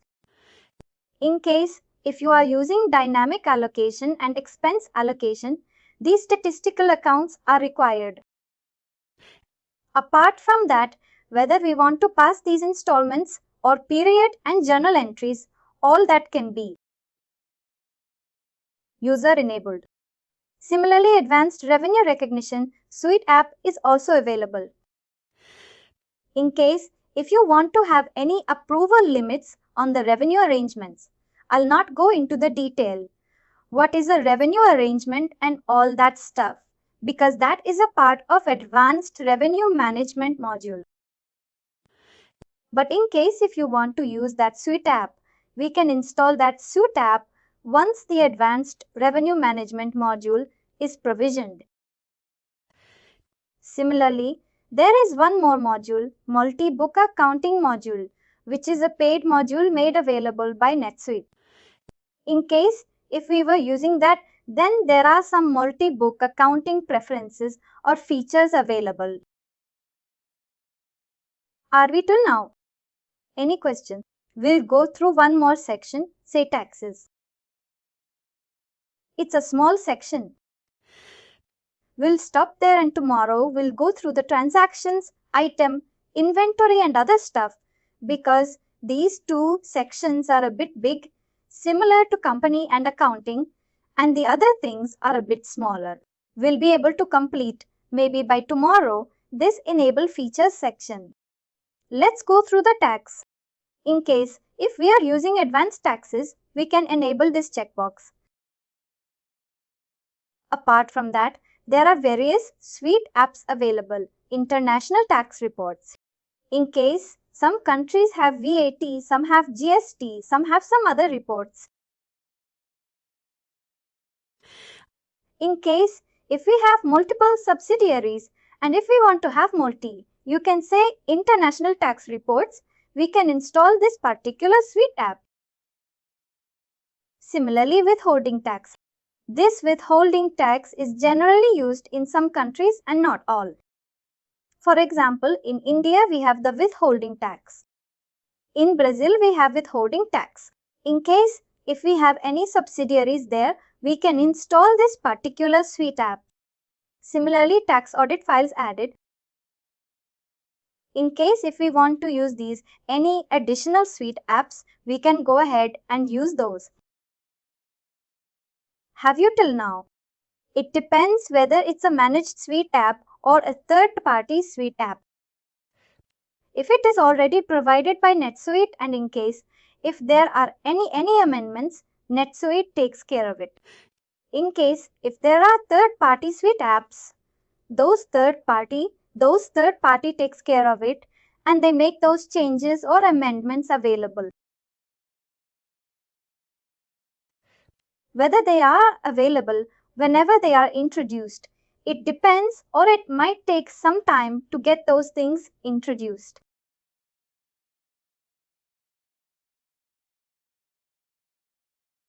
I know these are a bit heavy topics. It's a bit difficult to digest everything in one session. That's the reason we'll divide this accounting preferences, or you can say the enable features, into two sessions. We have completed today company accounting and taxes. Tomorrow, we'll complete the other subtabs or the other sections. And then we'll start off with the accounting preferences. I'm going a bit slow on this. I want to, you can say, give maximum time on this. Maybe I will require 2 to 3 sessions to complete these enable features and accounting preferences. Any questions apart from these queries?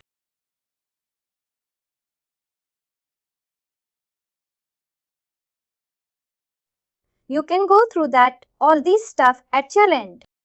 And in case if you have any queries, you can get back to me. I will discuss those during tomorrow's session. Let's start with the transactions now. Transactions, which transactions we would like to have, whether we would like to have estimates. Estimates are nothing but quotes as well. Whether we would like to use that, whether we would like to use sales orders, return authorization, purchase orders, vendor return authorization. These are part of the standard modules. But in case, if we have procured advanced procurement module, then these 4 options will also come in. Request for quote requisitions, purchase contracts and blanket purchase orders. For example, if I don't want to use request for quote, I can uncheck this checkbox and save it. If I go to transactions purchases, I will not see the request for quote anymore. If I disable this particular request for quoted checkbox. Similarly, there are some suite apps in case. If you want to have any approvals, there are some approval suite apps that have come in. In case, if you want to use those approval workflows, then we can start using those as well, in case required.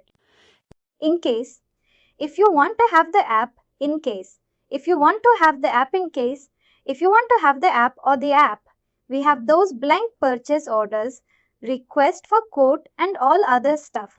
In case, if you want that, we can use that. And we also have a warranty and repair management suite app. In case, if you want to claim warranty for customers, then we can start using this warranty and repairs. Similarly, multiple prices on the customer or on the item. We saw that we can have multiple price levels, right? Do you remember that? Yes, proof. On the item, you have those multiple price levels, right? Wholesale price or retail price, 10% discount, 20% discount.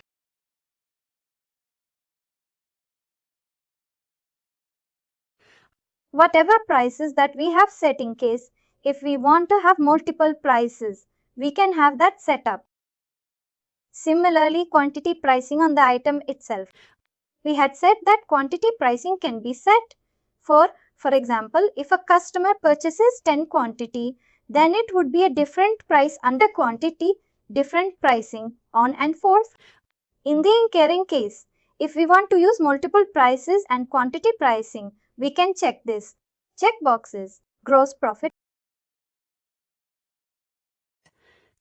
This is a new feature wherein on the transaction, on the sales transaction, if you want to understand what's the gross profit for a particular item that we sell, it shows on that transaction as well. Similarly, in case, if we want to use promotions, promotions is nothing. But in case you have those promotion codes, right? You generate those codes and you get various discounts. In case, if you want to use those promotional codes or whether you want to auto apply or suite promotions, you can check these checkboxes.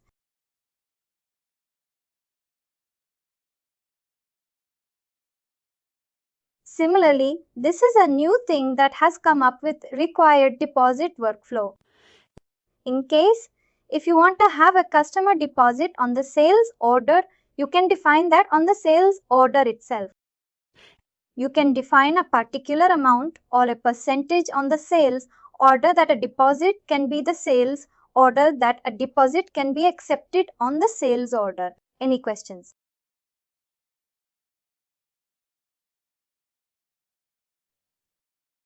Going ahead, shipping and receiving. These are some of the, you can say, part of advanced shipping and receiving, such as automatic location assignment. In case you have a web store and you can say you have some web orders,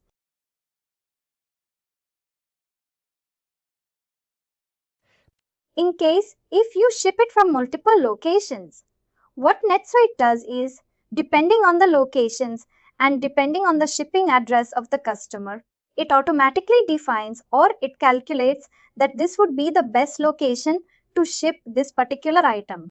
In case, if you want to use that automatic location assignment, we can check that. Whether we want to use advanced shipping, pick, pack, ship when we fulfill, whether we want to have the store pickup, when we did the order to cash process, in that we had that store pickup right. In case, if you want to have that, we can check that checkboxes. Similarly, in case, if you want to generate shipping labels when you ship something, you can generate shipping labels as well, the barcodes, what's the shipping address and all other stuff. In case, if you want to have that integration done and generate the shipping labels from NetSuite, you can do that as well. Similarly, in case, if you want to have that as well. Similarly, in case if you want to have advanced receiving, multiple shipping routes and shipping partners, we can enable those features as required. Similarly, billing. These are also part of advanced financials. In case this is not, but the other ones, the charge-based billing, billing operations, invoicing group, and advanced billing are part of advanced. In case, if you want to bill cost to customers, in case if we are entering some time sheets and expenses, and if you want to bill it or invoice it to the customer, we can check this checkbox. Whenever we enter any timesheet, we'll have the option whether we want to invoice that to the customer or not. Similarly, payments in case. If we want to use credit card payments, if you want to use or accept credit card payments from the customer, we can do that. In case if you want to have PayPal integration, electronic fund transfer. In case if we have purchased the EFT module from NetSuite, we will have these options available, whether we want to add the electronic fund transfer or not, or ACH payments and on and forth. This was something related to enable features in transactions. Is that fine?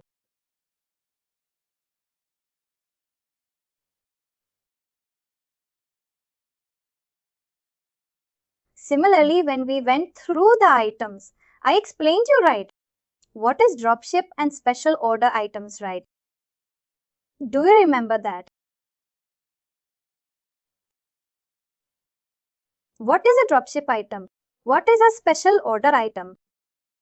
The vendor will direct send it to the customer location.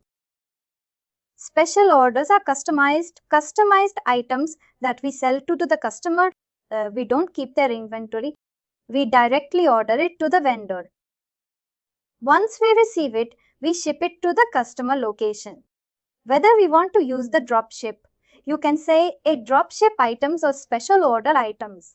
Whether we want to use matrix items. I also gave you an example for matrix items, right?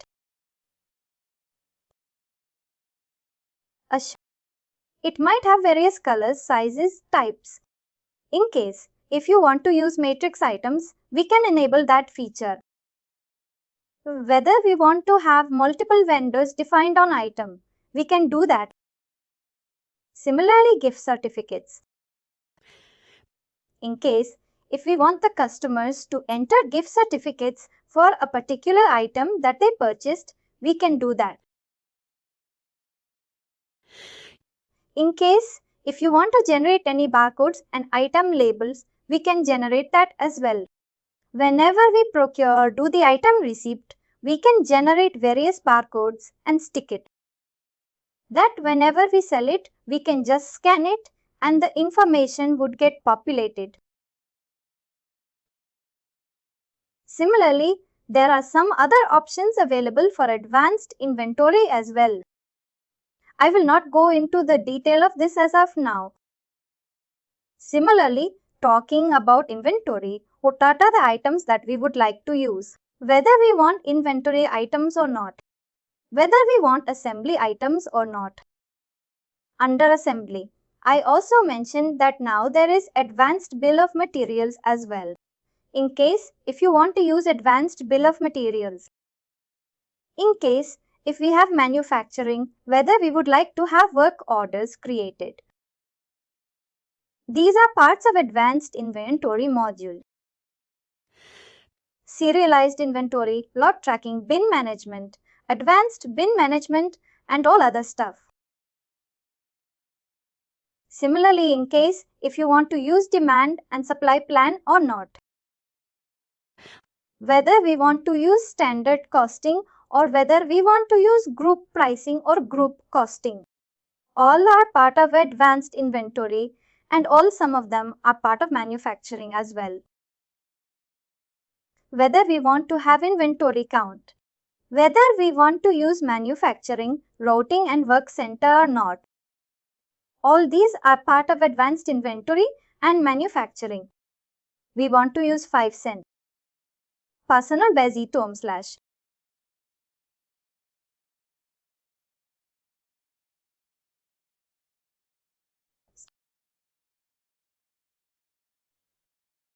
Going ahead, the other 4 things are a bit smaller. They are not that big. Talking about employees, whether we want to have the payroll. In case if we are generating payroll from NetSuite itself, we are not using any third-party software, then we can generate the paycheck journal itself. That can be done. In case if you want to use that, we can use that. Apart from that, whether we want to use approval routing, whether we want to use expense reports or not, billing rate cards and all other stuff that can be done. Whether in case if you want to have the purchase requests, we can add that whether we are going to enter time sheets. In case if we have any projects. And if you want to have the time sheets and weekly time tracking, we can have that defined. Now, apart from that, in case if we have procured the commission module, there is a commission module as well. In case if you want to give commission to the sales reps and calculate the commission accordingly, we can have that defined here. In case if you want to use commissions, we can do that. Whether we want to give global permissions. There are, you can see cases where a particular employee is only restricted to a particular subsidiary.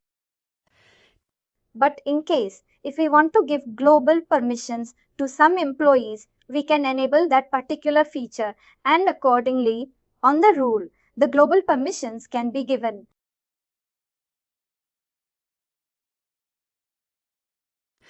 Similarly, CRM, whether we want to use marketing automation, CRM and Salesforce automation and all of the stuff that we want to send any marketing campaigns. Whether we want to convert a particular lead into prospect or a customer, we can add the CRM part of it. Are you aware of what is CRM? Have you heard of Salesforce? Salesforce is kind of a CRM system. Similarly, NetSuite has its own CRM module itself. In case if we want to use CRM module of NetSuite, we can have that. Marketing automation is nothing but in case if you want to send emails to, you can say, thousands of customers. In case if you want to generate any marketing campaign, you can generate it from here. You'll just have to enable those features and accordingly, you will be able to send the marketing campaigns to the customers or leads as required. Similarly, whether you would like to under CRM itself, whether you would like to have opportunities. Opportunities is also kind of transaction. That opportunity then can be converted into estimate, and estimate can be converted into sales order and inverse. In case if we want to use opportunities, we can check the checkboxes. Whether we want to use lead convergence, that a lead can be entered into NetSuite, which will get converted into a prospect and then the customer. Then in case if you want to use that, we can use that. Similarly, in case if you want to use forecasting, we can do that. Apart from that support, there is a case management. You can say a module in NetSuite which is part of vanilla instance or the basic instance. You don't need to buy it separately. In case if you want to use the support cases, if someone sends an email to that particular support email ID, then the case will get created in NetSuite that you can resolve those. Whether you want to have the escalations or not, issue management and knowledge base, then you can enable those features accordingly. Any queries related to support cases? What do you mean by cases?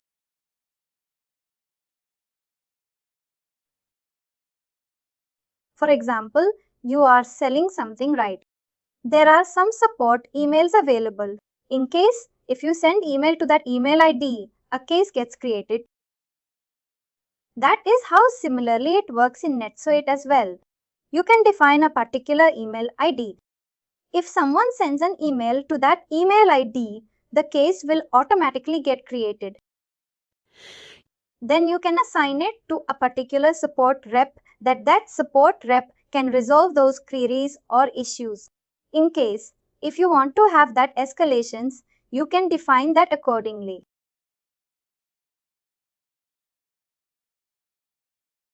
Similarly, marketing. There is no record. There is a separate record cases. Case record. And once we check on this, I mean you told that the email has been. Email must be, as in right. On that. Here you have list support and here you will be able to see the cases. But in case if you want to define a particular email ID, then you can go to setup support and here under support preferences you can define those email IDs. What should be the email IDs and all those stuff.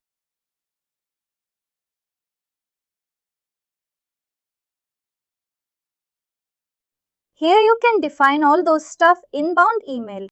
In case if someone sends an email, you'll have to send it to this particular email ID. You can define the particular email ID here in case if you want to.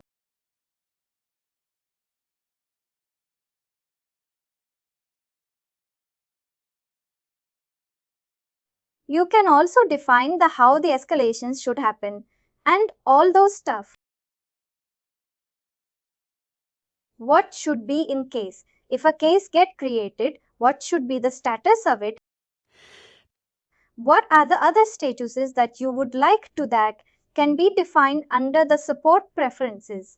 Similarly related to marketing, you can also define various online forms. You might have seen some websites, right? And on the websites, there are some forms wherein you can enter your information. And that gets saved, and then that particular thing contact you accordingly. Similarly, you can also define online forms in NetSuite. That can be, you can say, hosted on a website. If someone fills that form, all that information gets captured and saved into NetSuite. That is also possible. In case, if you want to use online forms, we can define here. Those online forms can be designed as required. Similarly, whether we want to use mail capture, email replies, and all other information related to marketing, that can also be done. Are you aware of what is upsell?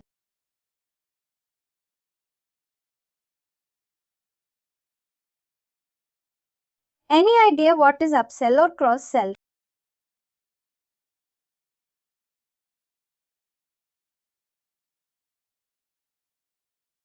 Have you purchased anything online, maybe on Amazon or Flipkart?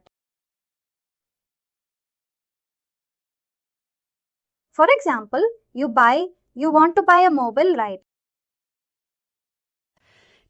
In that case, at the bottom or when you scroll down on the page, they also mention it is also bought with maybe mobile case or screen guard and all that other stuff, right?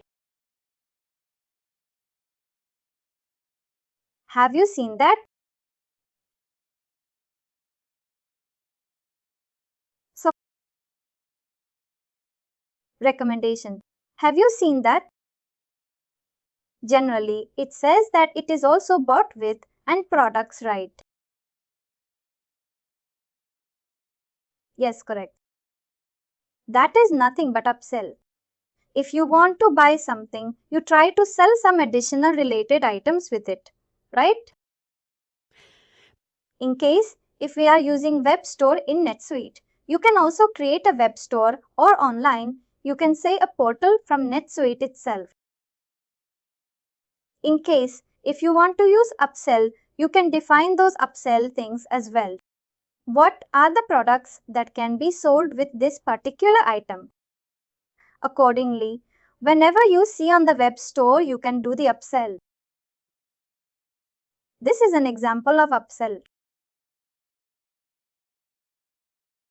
Anything or any idea what is cross-sell? These are not terms related to NetSuite. These are generally used overall. Any idea what is a cross-sell? Cross-sell is nothing but we suggest the substitute for a particular item. For example, I want to buy a Samsung Note 10 mobile, right? But I don't have that mobile as of now. What it will do is it will cross-sell. It will say instead of Note 10, buy Apple iPhone.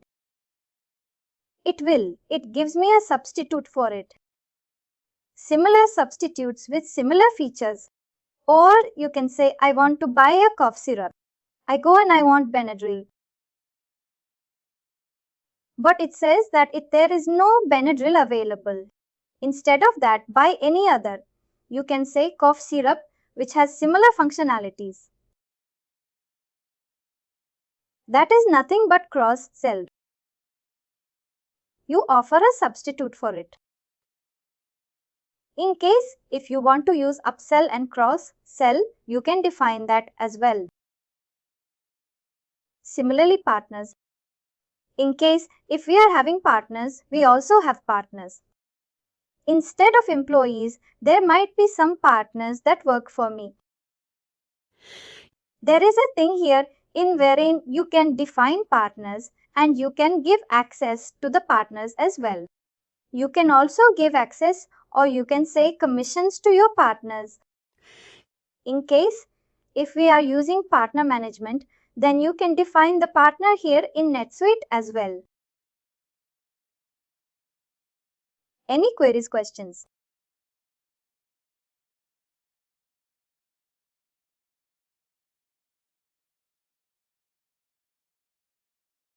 Similarly, dashboards.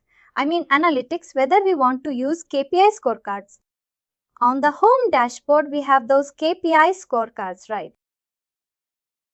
We can, whether we want to use that, whether we want to use Suite Analytics. There is you can say we can integrate NetSuite with third-party softwares analytics tools via ODBC and JDBC. In case if you are a scripter or if you are a technical guy, you might understand these terminologies. In case if you want to integrate NetSuite with any other analytic tools, we can do that. There is already a third-party analytics integration available with Tableau. In case if you want to do that, you can do that as well. A couple of years back, NetSuite came up with Suite with its own Suite Analytics. In case if you want to use Suite Analytics workbook or not, we can define those here as required.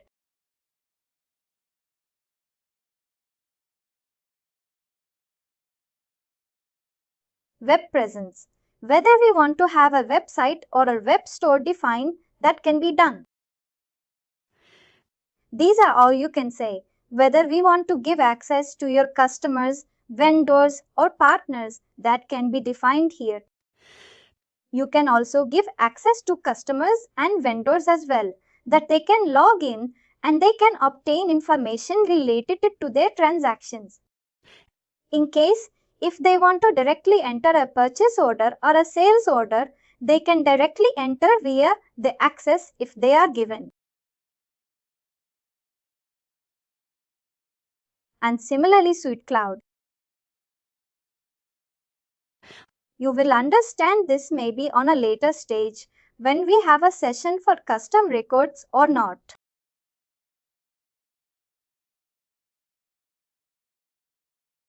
In case if you want to use advanced PDFs.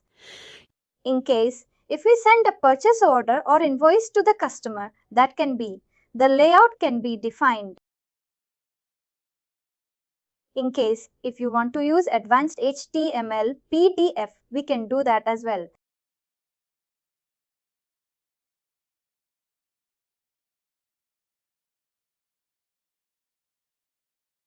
Similarly, whether we want to use custom segments or custom transactions. I think someone asked me when we went through in case if there are any additional segments or classifications that you would like to have. Right. I think in case if you want to use custom segments, we can enable that particular feature. Once we enabled it, we'll be able to create custom segments. These are nothing but all the features that are available. In case if you want to use bundles, you can also create various bundles into NetSuite that they can be transferred into any other instance. That can be done. In case if you want to use web services, SIPE web services, REST web services, you can enable those features. Whether you want to use single sign-on or whether you want to have token-based authentication. In case if you are doing any third party, you can say integrations. And if you want to connect it with any other, you can say software. You can define all those features available here. This is something new that NetSuite has come up with recently. Suite Cloud Development Framework as CDF.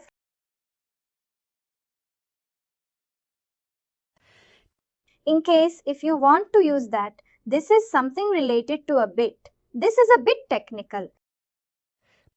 In case if you want to integrate directly Eclipse with NetSuite, you don't need to. You can say come and deploy all the scripts here. You can directly do that via SFTC. In case if you want to use that, that can be used as well. These were something related to enable features. Any questions? Any queries? These enable features, whatever you see here, some might change a bit depending on the modules that your organization has procured or purchased. In my particular instance, there are most of the, you can say, modules which are there. You might not see all the options in the instance that you work in. In case if you don't find it, don't worry about it. It just depends on the modules that you have procured. The thing is similar to this. We also have accounting preferences. Now we have covered almost 4 to 5 sections. Do you want me to continue or you want to start tomorrow? Accounting preferences. Accounting preferences. Accounting preferences. You have a lot of stuff. It is very difficult to remember all the things at once.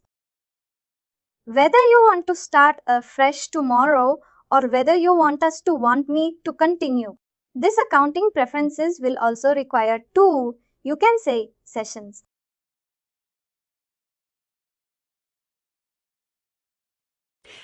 We'll try to complete general an item maybe tomorrow, and we can complete the other stuff in the coming session.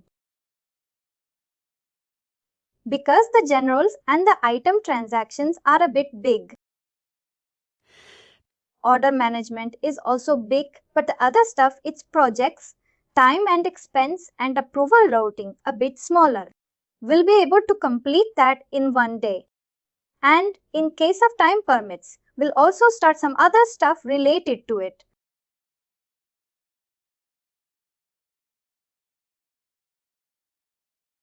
That's it for today. Just go through all those stuff. I know it's a bit difficult to understand all these things in one session. There are a lot of terminologies you might not be even aware of. Go through it. Breathe easy. Go a bit slow. Go through the help. And in case if you have any queries, get back to me. We'll discuss those before starting the accounting preferences tomorrow. Similarly, let's go through the accounts receivable preferences.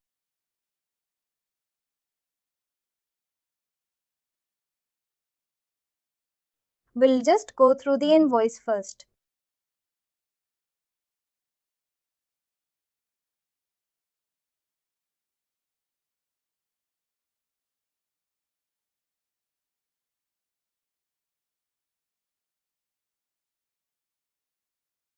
Here you have that posting period right.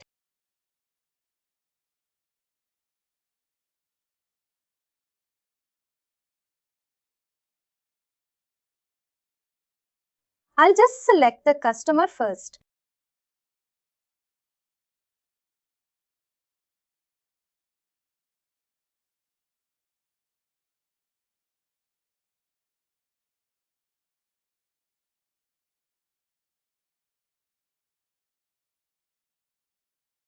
Once you have selected the customer, the subsidiary and all other details will open. And here from the drop-down, you can select the posting period in which you want to post the transaction. It will not post right. If you have closed the period, the system will not allow. Even if you select November, it will say that the period has been closed. You will not be able to save that transaction. We have those options here, right? Whether what should be the period in which the transaction should get saved in case the period has been closed. If I have saved November, if I have closed November, it will not allow me to enter the transaction in the closed period. Thank you.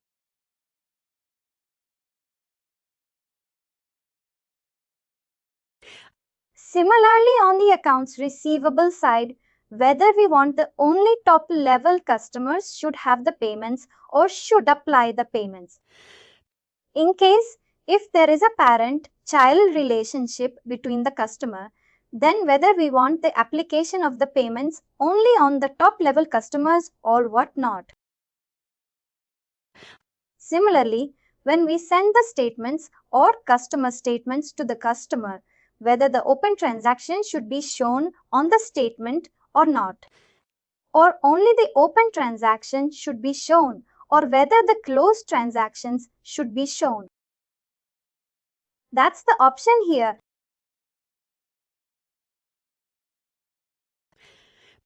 Similarly, whether the open transactions on statement should be by today or by statement date. In case if we are generating a statement in any other period, whether that should be by today or on that particular statement date. Whether the credit limit, we saw the credit limit on the customer right. We can apply a credit limit. Whether we want the system to enforce the hold in case if the customer's credit limit has been exceeded, whether we want to warn or whether we want to ignore. Here we can add the preference. But in case if we select something else on the customer, this would be superseded by whatever we have selected on the customer. Is that fine? Similarly, whether we want the customer credit limit to include the orders. Orders are nothing but sales orders.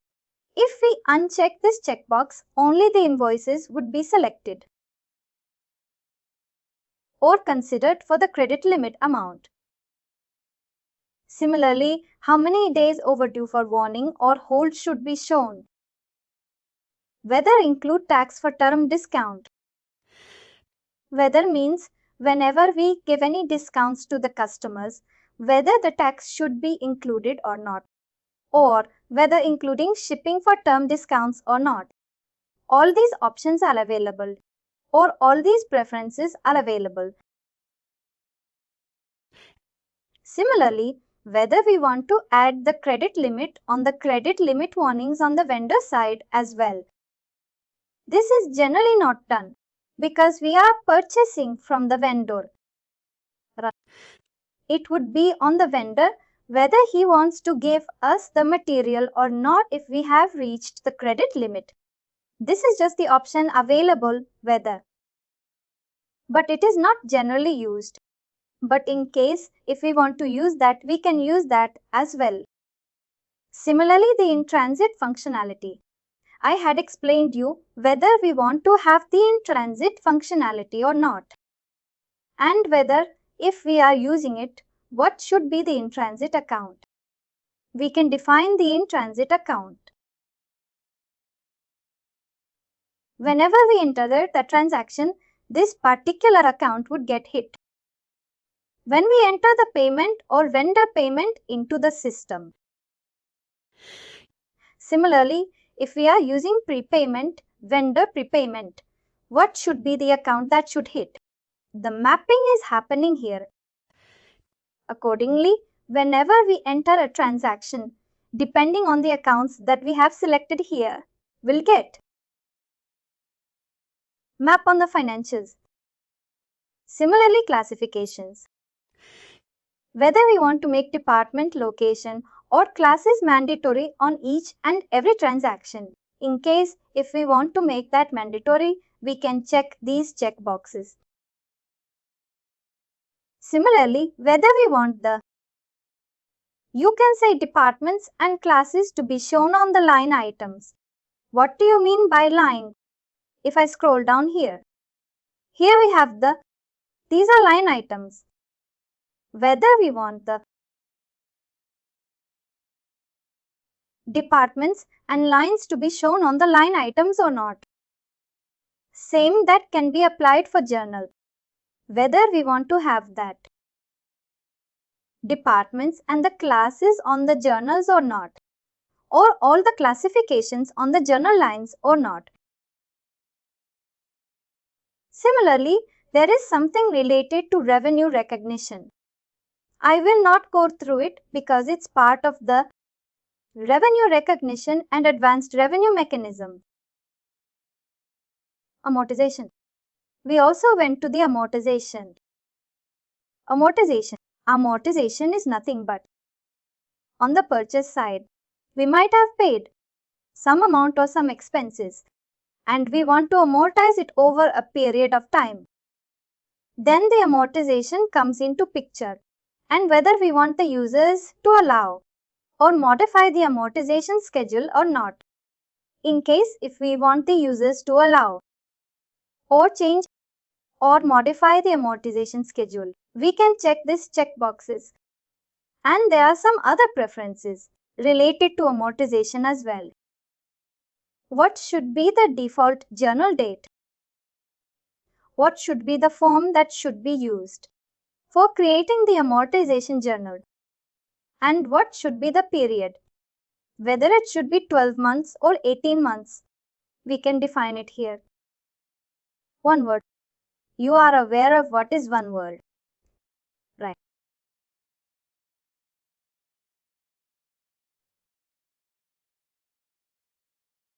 In case if we are using one word account is nothing but. In that case, you can create multiple subsidies. Whether you want to allow the intercompany time or not. When we went to the enable features yesterday, we had that option, right? Whether the system should allow intercompany time and expenses for the employees or not. In case if we allow that, whether we want to have that or not, or whether the intercompany adjustments or expenses should be allowed or not. That are the options available. Similarly, on the exchange rate integration. Under the exchange rate integration, I had mentioned there are two service providers, right? From which NetSuite, which is the daily exchange rates, right? Which were those? Do you remember those names?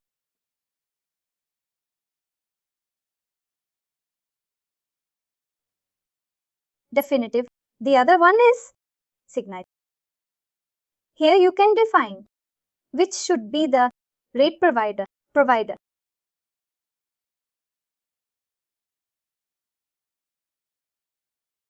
These are general preferences. Similarly, we will also go through and transaction related preferences as we can define all the accounts. These accounts can be defined very entity as, but these are by default. If we don't select, for example, whenever we enter a particular, we can define account or expense account, just account, all those items. But in case if we don't select it there, these are all the default accounts that would get or selected when we enter a particular transaction. Similarly, receivable account. On the customer, we select the accounts receivable account, right? In case if we don't select anything, this would be receivable account. That would be whenever to any invoice transaction against a particular customer account. Count as account. What should be the default payment account? If there are inventory transfers that we do, if there is, or of in case if there is currency or account, what should be the account that should by default select? We have the accounts, and these accounts think features that we have in. Similarly, what should be the dropship account? There are accounts that are required to be selected. Similarly, on the item, we add the quantity-based pricing. If I open a particular item, here we add that maximum of quantity-based pricing levels. What should be the quantity-based pricing levels? 5, we have defined it here. If I open that item, it will have 5 levels of quantity-based pricing. If I go to that particular item,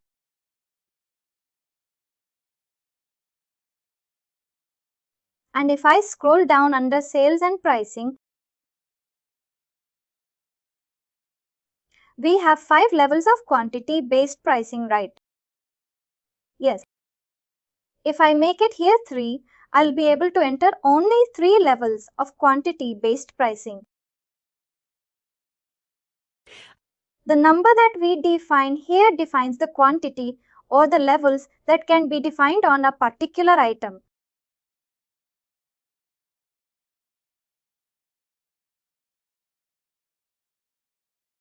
Similarly, allow quantity discounts per price level on schedules or not.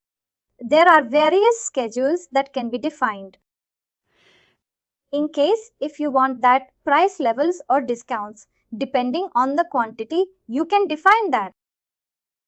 Similarly, include reimbursements in sales and forecast reports or not, whether we want. Whenever there are any forecast reports. In case if we do any reimbursements or whether we have any shipping charges applied, whether that should be included in the forecast reports or not. This is defined here. Similarly, what are the transactions that we need to exclude from the sales report? Sales reports are nothing, but it will have all the sales transactions such as sales orders, invoices, credit memo, and all those stuff. In case if we don't want the sales orders to be there in the sales report, I only want the invoices and credit memos. We can select the transactions that should be excluded from the sales report. Similarly, what are the transactions that should get excluded from the forecast reports that can be defined here? Charge-based billing. This is a part of another module. We'll not go through that, but we'll go through the inventory related stuff. Whether we want the scanning to be done for the individual items or not.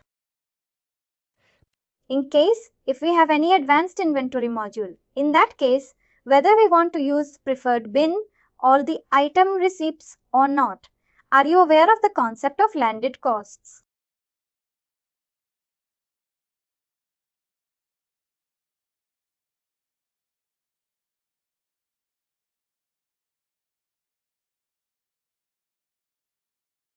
Not really, not the taxes, but for example, I want to buy a chair, right?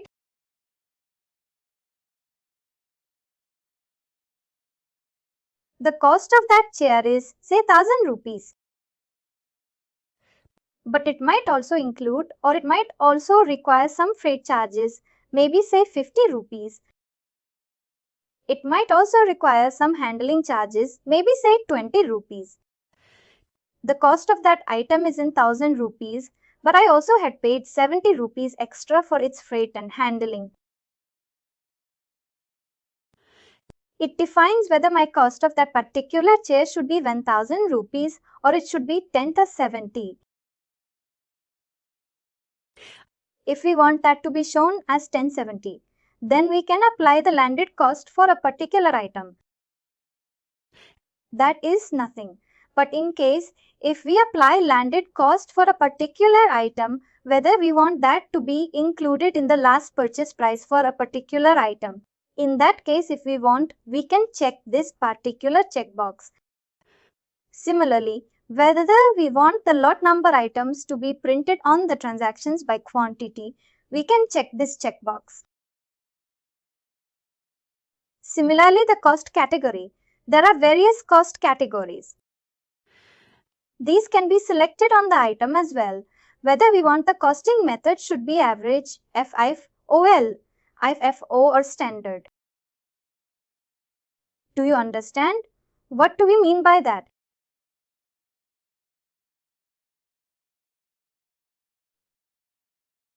There are various costing methods available. Average is nothing, but for example, I brought a chair today at 10,000 rupees. But tomorrow I brought the same chair at 1,100 rupees.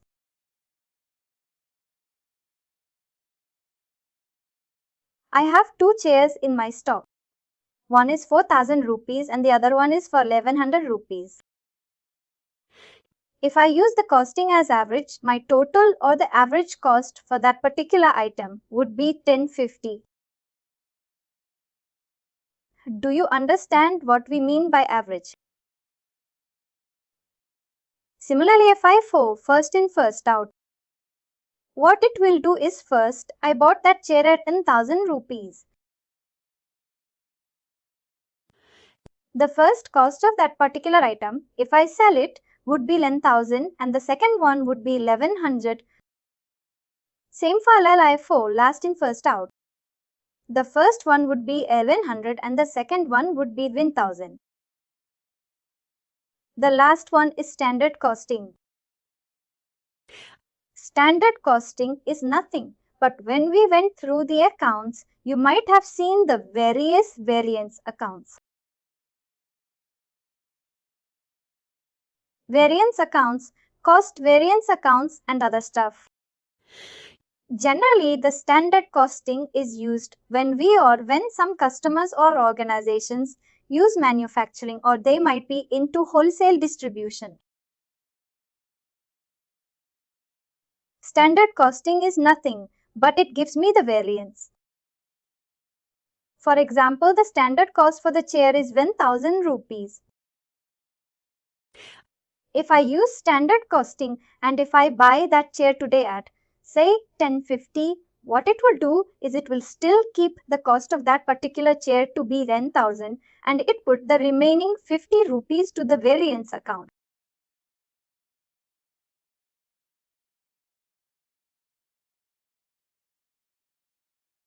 Similarly, tomorrow the cost of that particular chair has reduced. Say it is 970 now.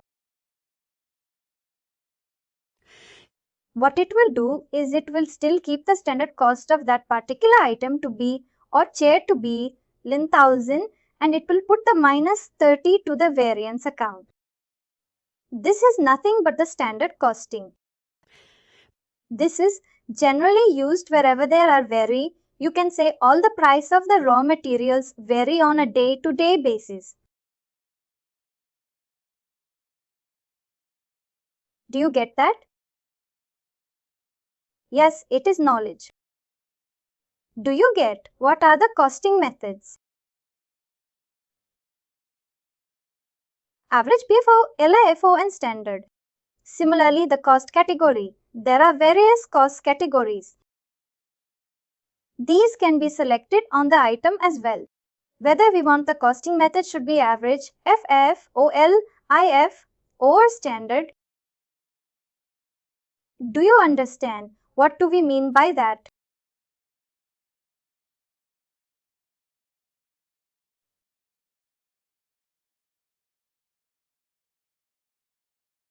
There are various costing methods available. Average is nothing but, for example, I brought a chair today at 11,000 rupees. But tomorrow I brought the same chair at 1100 rupees. I have two chairs in my stock. One is for 10,000 rupees and the other one is for 1100 rupees. If I use the costing as average, my total or the average cost for that particular item would be 1050. Do you understand? What do you mean by average? Similarly, FIFO, first in, first out. What it will do is first I bought that chair at 1100 rupees.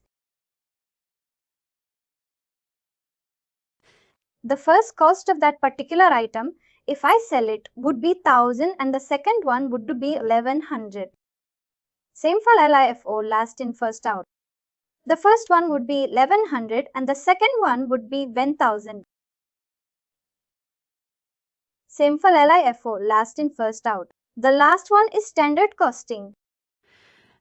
Standard costing is nothing, but we went when we went through you can say the accounts. You might have seen the various variance accounts. The second one is standard costing is used when we went through the cost of manufacturing.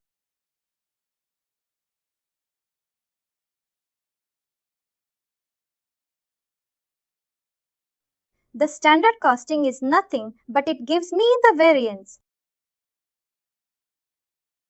For example, the standard cost for the standard costing.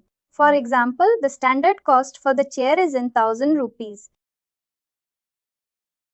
If I use standard costing and if I buy that chair today at say tender 50,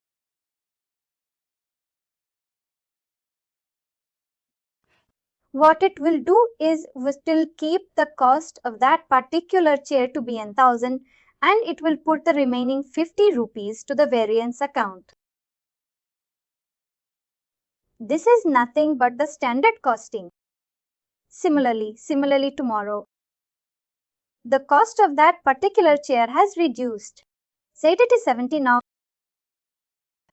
What it will do is it will still keep the standard cost of that particular item to be or chair to be 1000 and it will put the minus 30 to the variance account.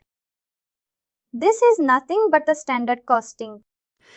This is generally used wherever there are you can say, or the price of the raw materials vary on a day-to-day basis. Do you get that? Do you get what are the costing methods? Average, PFMO, LIFO and standard.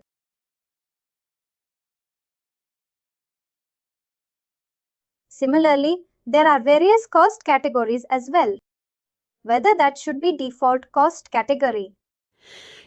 In case if we are using any landed cost or something like that, what should be the default cost category? Whether it should be means it should be whether a default cost category or whether it should be labor or maybe you can say handling and all other stuff, whether shipping, and that can be defined here. Similarly, payment processing. Similarly, payment processing. Whether the customer should be allowed to pay online or not. We went through the preference or the enable features yesterday, right? Whether we want the online payment or whether we are using EFT or PayPal or other online payment apps options. In case if we have enabled those, whether we want the customers to pay online payment or not. Whether we want the online payment to be processed on the sales order. In case if a particular customer, you can say logins and see the sales order. Whether we want the customer to enter the payments or not. Whether we want the security code for credit card transactions. All the options to pay online. All the options related to payments are shown up here. Similarly, duplicate number warnings. In case if we are entering something or may you can say invoice. If I come to the invoice, there would be an invoice number that will get generated. Here I have made the option to allow me to edit the invoice number. But invoice number cannot be same, right? There cannot be two invoices with the same number. What it says is whether we want the system to allow me to enter any duplicate numbers or similar numbers. Whether it should warn or whether it should block or whether it should be. It should allow me to enter those transactions that can be mentioned here. Similarly, whenever we do the bank reconciliation, whether that should get sorted by date or whether it should get sorted by check number. Whether we want the bank reconciliation, whether we want the estimated cost to be recalculated always, or it should always be the one that is coming from the sales order. That can be defined here. Similarly, there are some other preferences related to items which are not of that much importance. These were something related to general and item and transaction preferences. Yes, you had some question.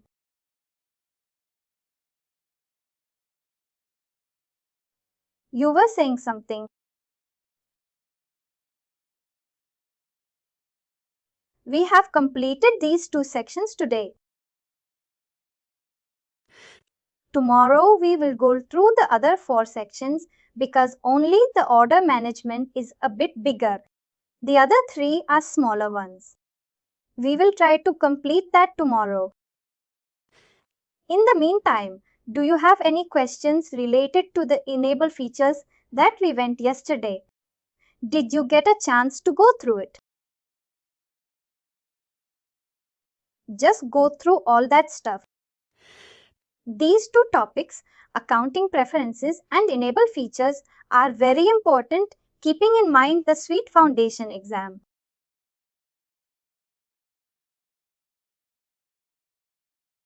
I will suggest you go through all this stuff. All this stuff. Go through the help. Click on the help option. You will get all the help related to it. And you will try to understand those.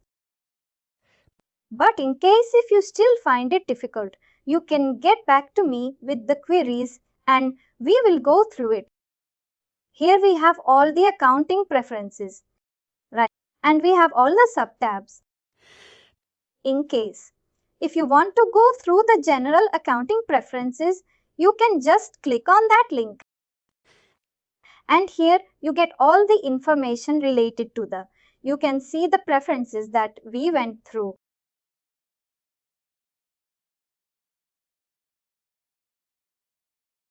Go through all this help. And in case if you have any queries, you can always get back to me. Today we'll start off with the accounting preferences. Depending on the features that you have enabled, it will drive what are the preferences that you would like to have once the features have been enabled. For enabling preferences, you went through setup company and enable features, right? But for accounting preferences, you will have to go to setup accounting. And if you scroll down here, you will see accounting preferences.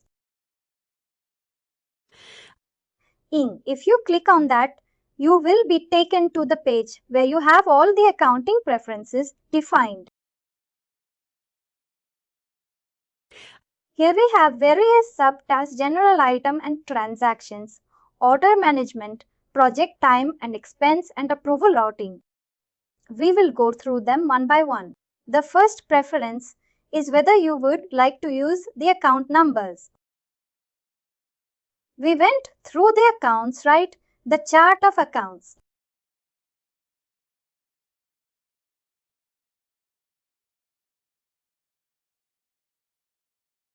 Each and every account has a number associated with it. If I scroll down account here, you will see that we have the numbers associated with it. In case if we want these numbers to be shown or numbers to be mandatory, we can check this check box that the account numbers would be required on each and every transaction or each and every chart of account or account that you create. Similarly, whether you would like to have the legal name in the account, whether all transaction types should be shown in the reconciliation or not. You have the bank reconciliation, right? Whether you want all the transaction types to be shown on the reconciliation statement that will show up here.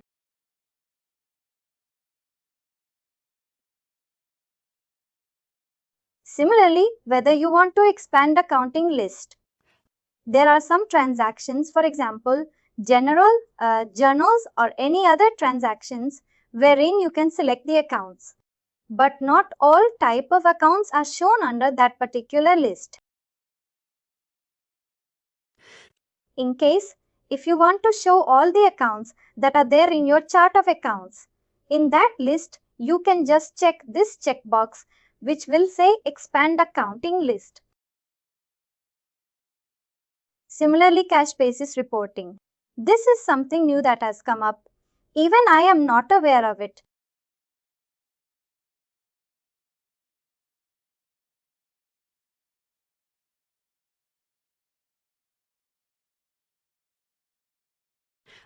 In case if you want the standard reports to show cash basis rather than an actual, then we have to check this checkbox. Are we till now? Yes. Similarly, aging reports, whether we want the aging reports to be defined on the transaction date or on the due date. Are you aware of what is an aging report? आप aging or aging?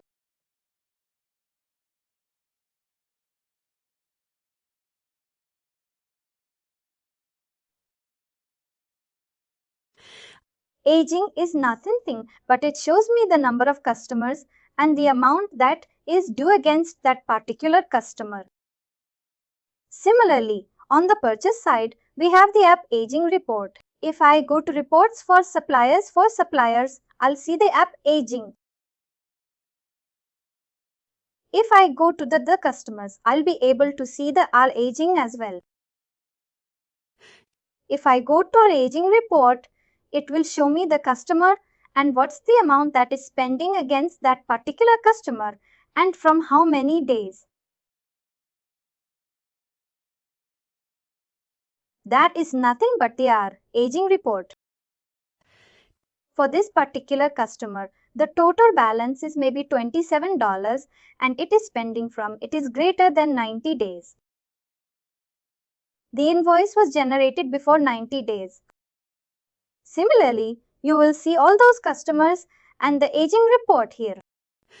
The thing here is, if I go to the aging options, it will show me whether I want the aging report to be on the due date.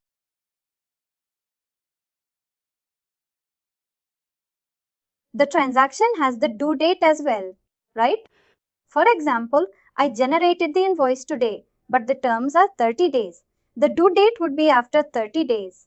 I want the aging or aging report to start from the transaction date or from the due date. That would define here.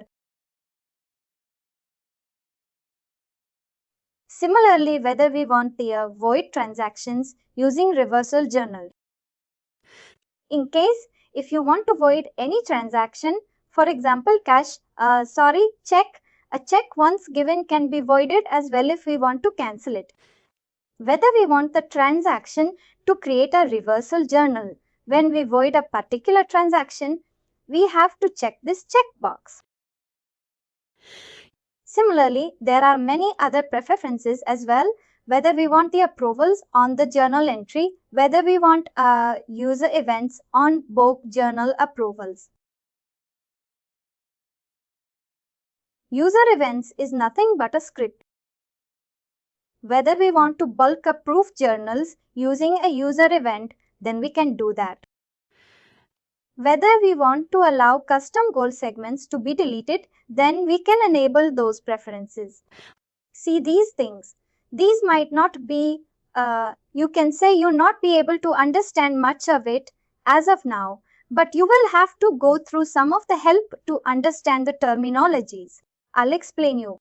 Whatever you can say are of most importance. Similarly, allow transaction outside posting date or not.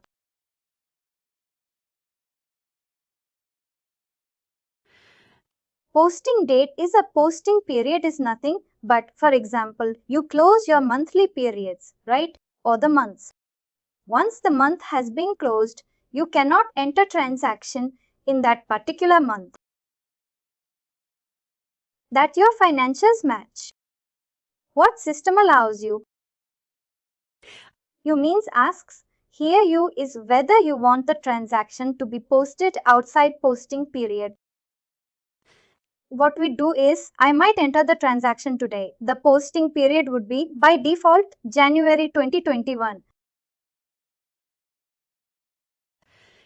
But in case, if I allow the transaction to be posted out, to be entered outside posting period, then even if I am entering the transaction today, I'll be able to enter the posting period, maybe Feb 2021, or in case, if required, I can enter any other period, maybe say December 2020 as well. This is nothing but whether we want the system to allow the transactions to be posted outside posting period. This is mostly required for reporting purposes. We have three options whether it should disallow, it should warn or allow. If we, you can say click on one. It will just warn us that you are entering a transaction in outside the posting period, whether you want to save it or not. Similarly, if I've closed a particular period and I try to enter a transaction in that period, whether that should be entered, you can say transact should be saved in the current period, maybe today's period or the first open period. Do you understand what it is, or do you want me to explain this? Please explain. For example, I have closed my period till November 2020, but December 2020 is still open.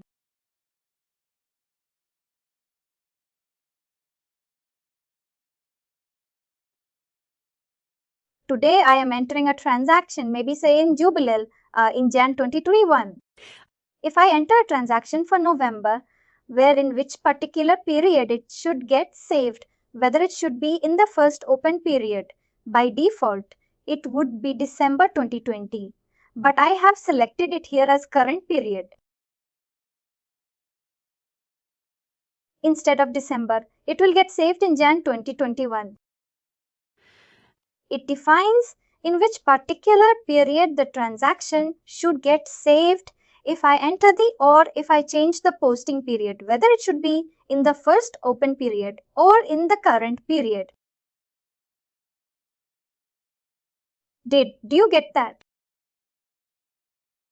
Suppose one doubt that the current period first open period. There must be some options. Should be there during entering time. What suppose? First open period that transaction should go in December.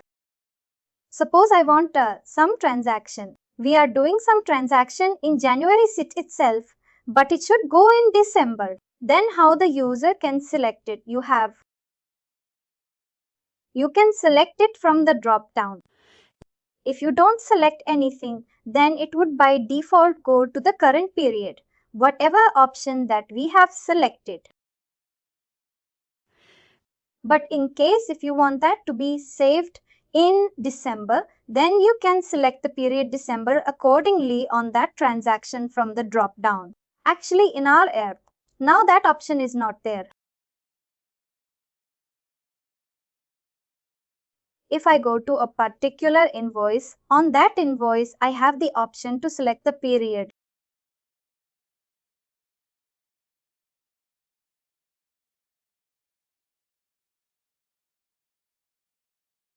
Let it open. I'll show you that. Apart from that, whether we want the system to edit or create inventory transaction in the closed period or not, whether we want the system to allow the inventory transaction to be posted outside the posting period or not, all these options are available. Whether it should allow or whether it should disallow us. Like going ahead, there are some fulfillment related options or preferences available.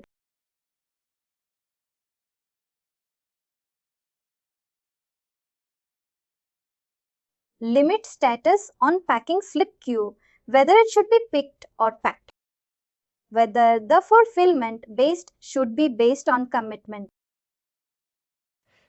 Whether it should allow to fulfill the committed or not, or whether it should ignore or limit to committed that can be defined on the fulfillment. Whenever you do the item fulfillment, it will fulfill according to the preferences that you have defined here. Whether you want to default items to 0 received or fulfilled. Whenever you do the fulfillment, whether it should be defaulted to 0 or not. Allow overage on item fulfillments. What do you mean by that? What is the overage?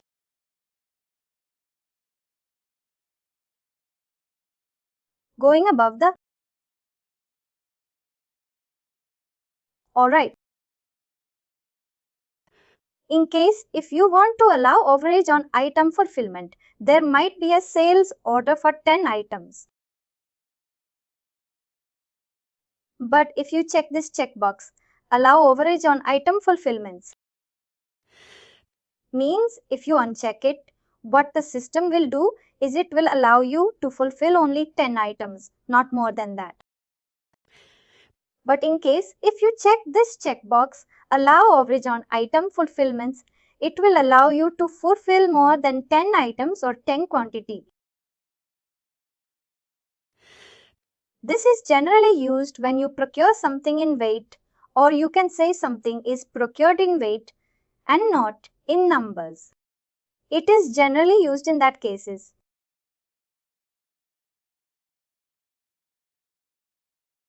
Apart from that, whether you want to fulfill, you can say fulfill items by location. There is a fulfillment page. Whether you want to fulfill by location or not. Whenever the item fulfillment is created, whether you want to send confirmation emails to the customer or not. All these preferences can be defined here. Similarly, update the transaction date upon fulfillment, status change. Whether you want to change the transaction date upon fulfillment or not, or you want to keep the transaction date as it is, irrespective of the fulfillment status. That can be defined here. Similarly, talking about the invoice related preferences. Whether the unfulfillment fulfilled items should be shown on the invoices or not. There might be a case that you have generated a partial fulfillment. Partial fulfillment is nothing but, for example, there is an item that you need or the quantity sold is 10. But currently you only have 5 in stock. You are 6 in stock. You fulfilled 6. Whenever you generate the invoice, whether you want to generate the invoice only for 6 items or it should be generated for 10. You will have a personal fulfillment. If you want to generate the invoice only for 4 items or not, or it should only generate the invoice for the items that has been fulfilled. Similarly, in case if you want to allow invoice even if the fulfillment is not done. In that case, we can check this preference. Similarly, whenever there is a discount on a sales order or invoicing, whether the absolute value should be converted to discount or the discount should be converted into percentages or not. In case if I have entered 10, it should be taken as 10% and not 10. You can say in the required currency. In case if we check this, it will take it as a percentage and not the amount. Similarly, base invoice date on billing schedule date. In case if we are using billing schedules, whether the base invoice date should be used as a billing schedule date. That can be defined here. Any queries till now? Coming back to dropship and special order items. In case if there is any dropship or special order item, the purchase order gets automatically created in that case. What should be the PO form that should be used? Whether an email should be automatically sent to the vendor. Whenever purchase order is created, you can check this checkbox. Whether you want to print the POs for dropship items, you can check this checkbox. Similarly, in case if you want to fax the dropship purchase orders automatically, you can check this checkbox. Generally, no one uses fax, but in case if someone uses, you can check this checkbox that it will fax automatically. Similarly, limit supplier list on items. Whether the supplier list should be limited on the items or not, or it should be unlimited. Similarly, whether we want to include committed quantities. Even if, for example, I have a purchase or sales order for 10 items or 10 quantity. but I have 5 already in my stock. Whether the uncommitted or the committed quantity. Whenever a purchase order is created, whether it should be created for 5 quantity or it should be created for 10 quantity can be defined here by this particular preference. Similarly, whether I want to update the dropship order quantity. Whenever a shipment happens for a dropship order, whether that should get updated. Similarly, there are some validations that can be applied here as well for dropship items.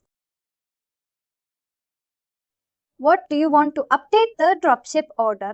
We want to update the dropship order of other items. We want to update the dropship order. We want to update the dropship order for a dropship order. On the purchase order, whether you want the expenses to be automatically or you can say to be allowed to enter.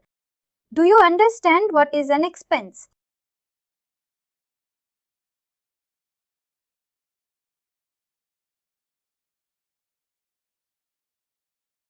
Do you understand what is an expense?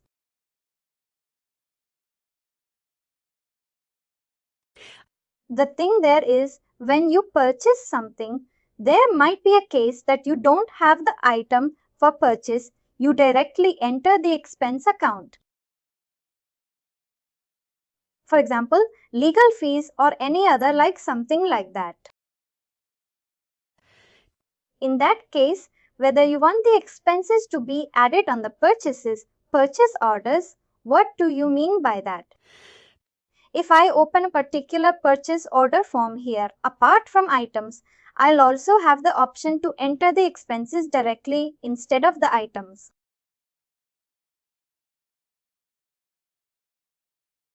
Let that page open.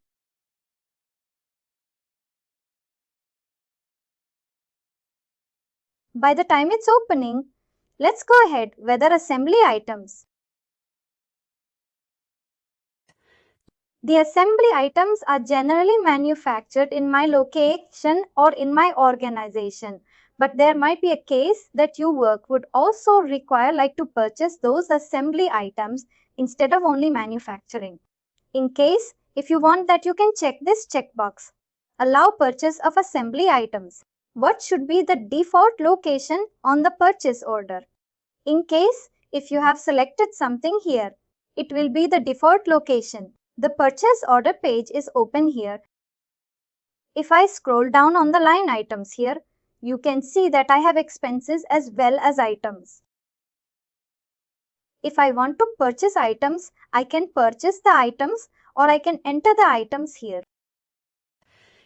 In case, if I want to directly enter the expense account instead of the item, I can select the account as well.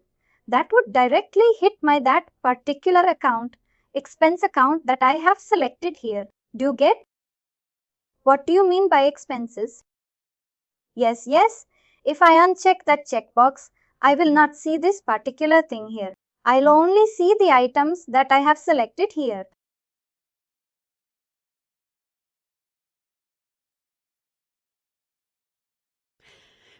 If I have selected the items that I have selected,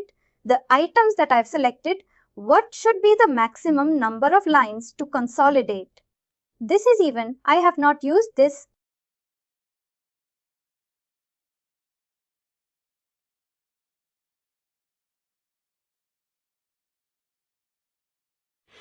In case, if we are generating a purchase order from multiple requisitions, there might be multiple requisitions for a particular item. What should be the maximum number of lines that should be used for consolidation on the purchase order can be defined here.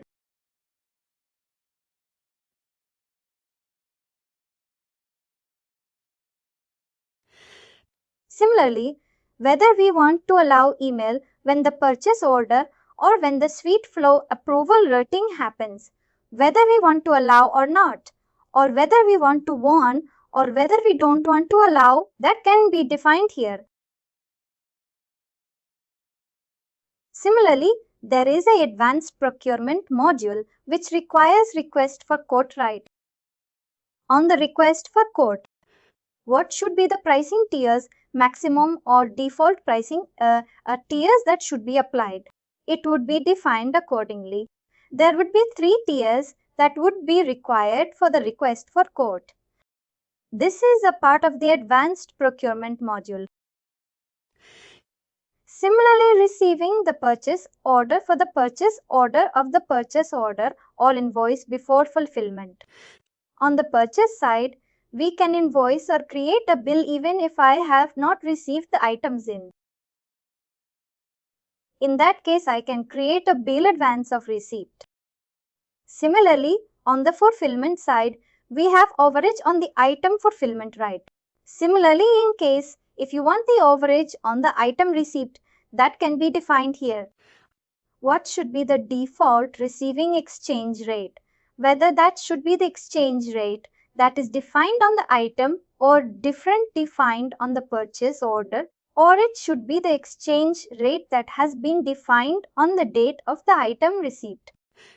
Generally, it is taken as the order exchange rate because at that particular rate I have generated the purchase order. In case if I take that to be the exchange rate of the date on which the item receipt is done, then there would be a difference in the purchase order amount and the invoice item receipt amount. Similarly, whether we want to use the same purchase order rate on bills, then we can check this checkbox. Similarly, in case if you want to have the landed cost per line item, then we can check this particular checkbox. You know the concept of landed cost, right? We discussed that yesterday.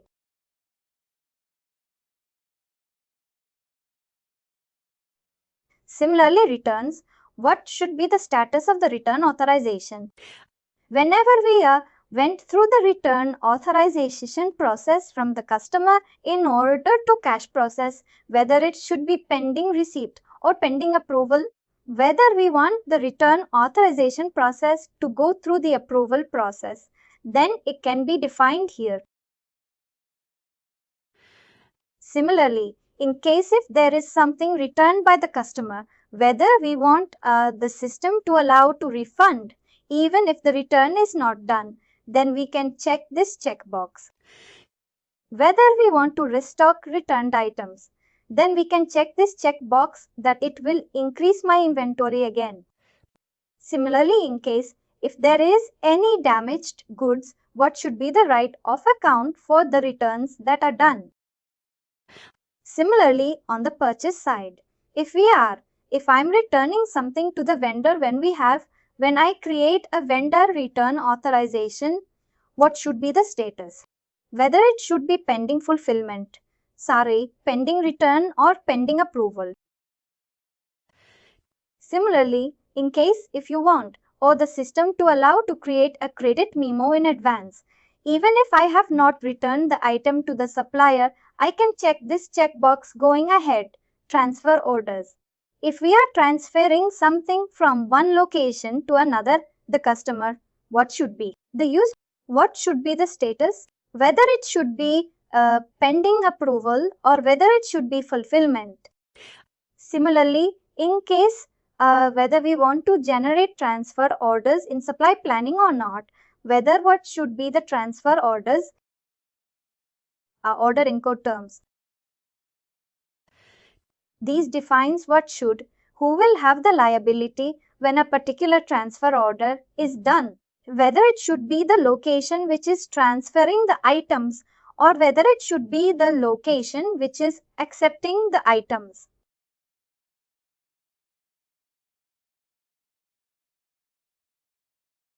The liability would be defined here. Similarly, what should be the status of the vendor bills? Whether it should be pending approval or approved.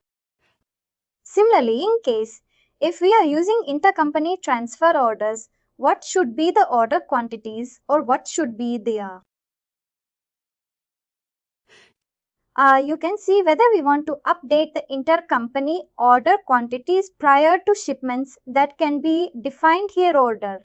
These are all the preferences that are available for order management. Any questions related to it? That is a part of advanced procurement. What happens is whenever we enter a request for code, there is an option wherein the vendors can log in and enter their codes in the system.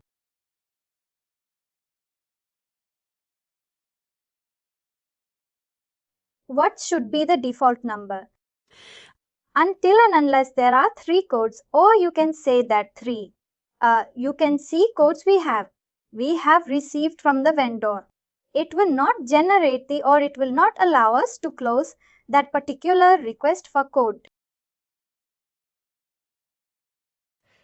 It mentions that this is the minimum or the default number of codes that I should receive from the vendors by default is it fetches the last purchase price.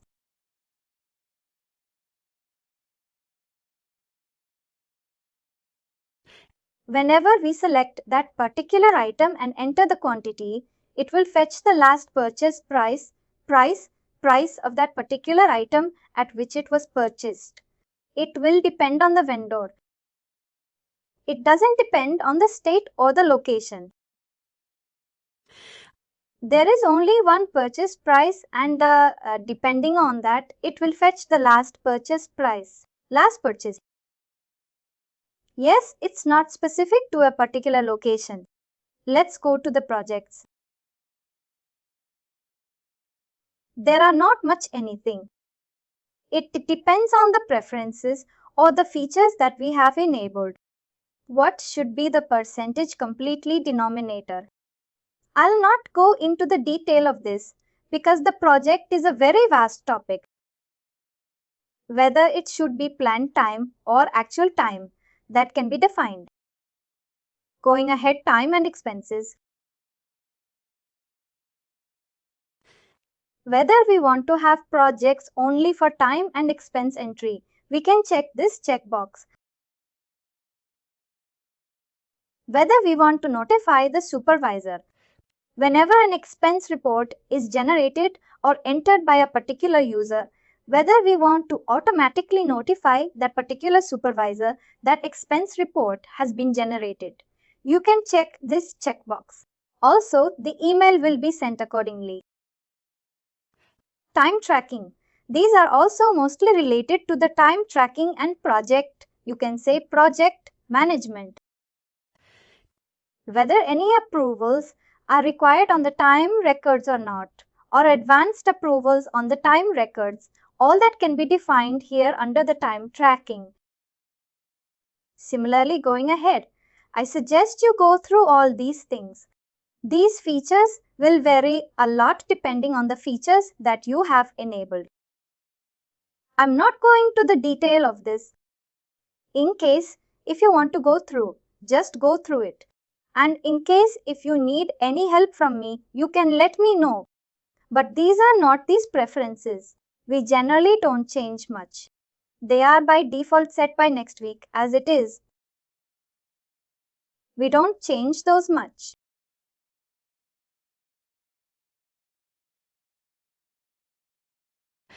Now, similarly, whether the expenses should be billable to the client or not, or whether item billable by default.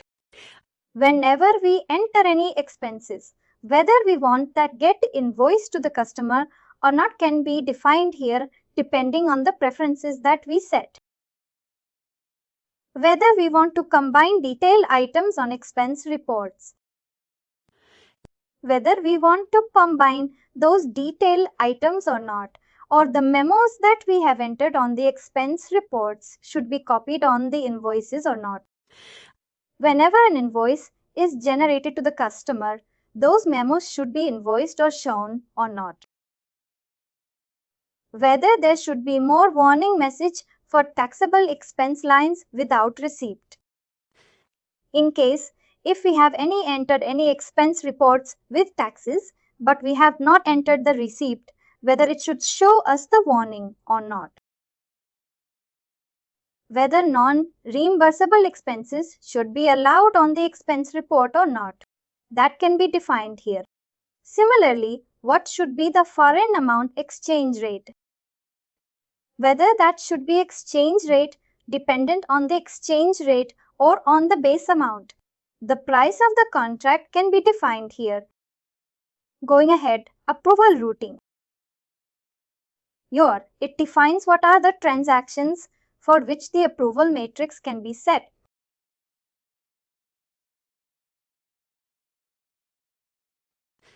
But in case or means, if we don't check these check boxes, NetSuite standard approval routing is used.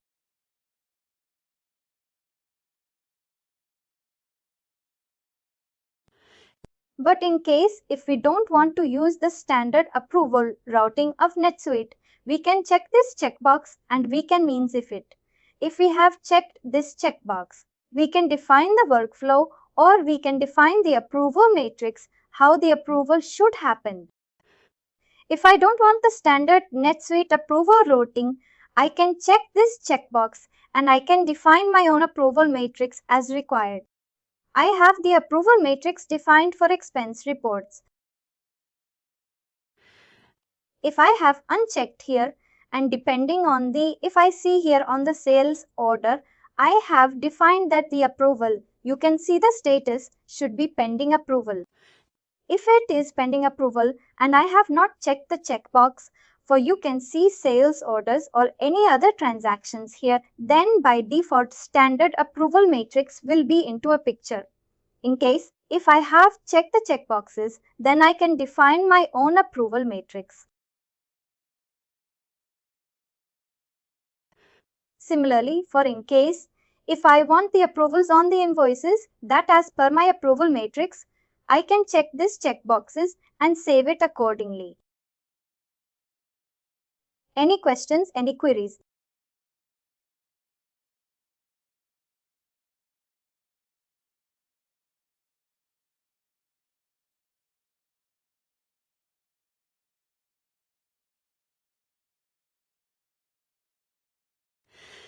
Try and how to help the CRE. Front quality author PLA PVO para alala MPRE script or you can do it via workflow. Workflow can be done on the UI. You don't need any script for any means. In case it will use a workflow here, you have checked this checkbox for purchase orders and for requisitions. I will use my own approval matrix and I will not use the NetSuite standard approval matrix for these two transactions. This was something related to the accounting preferences.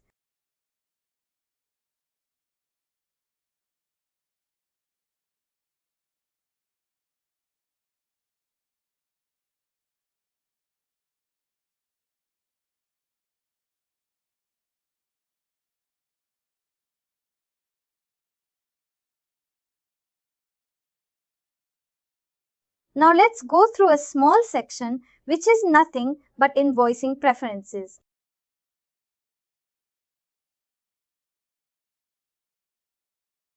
They are not that important as such. We don't change much. Depending on all these features, you can see that the preview will change accordingly. And this is invoicing is generally for the project related stuff. For example, if I check this checkbox, show be labeled subtotals on invoices. If I check this checkbox here, you can see that for each and every project, you can see that there is a subtotal defined.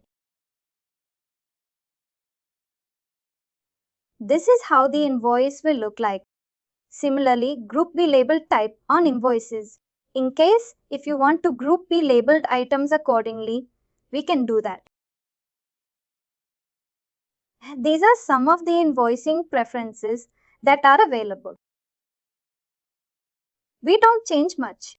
These are mostly dependent on the project related invoicing. Similarly, if we go through some other inventory management related preferences, I can come here and I can change the inventory management related preferences. These are mostly not used or not changed much. They have just come recently. They are not that important as such. What should be the default safety stock? What should be the preferred stock level? That can be defined here. These can be defined on the items itself. We don't generally use this. We generally define it on the item itself. But in case, if you want to go through this stuff, just go through it and you can get back to me in case if you have any queries.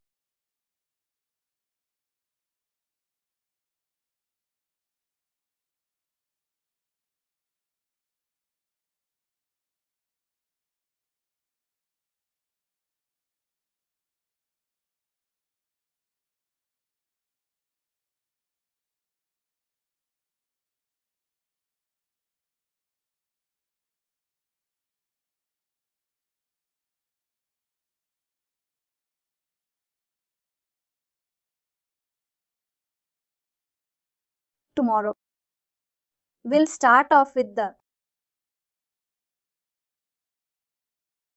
customization.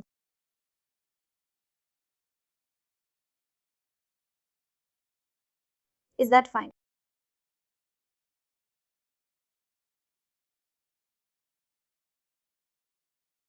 That's it for today. Thank you. Thank you. In case if we want the confirmation email to be sent to the person who has created the sales order, then this checkbox can be sent.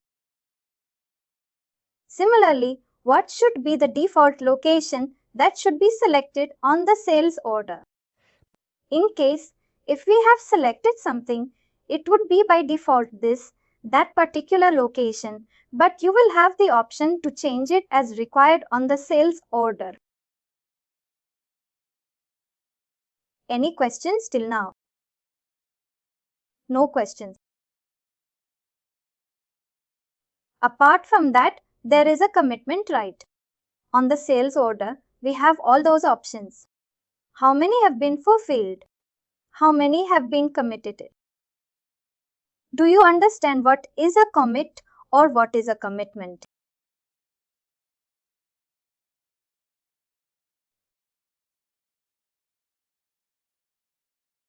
For example, I have a sales order.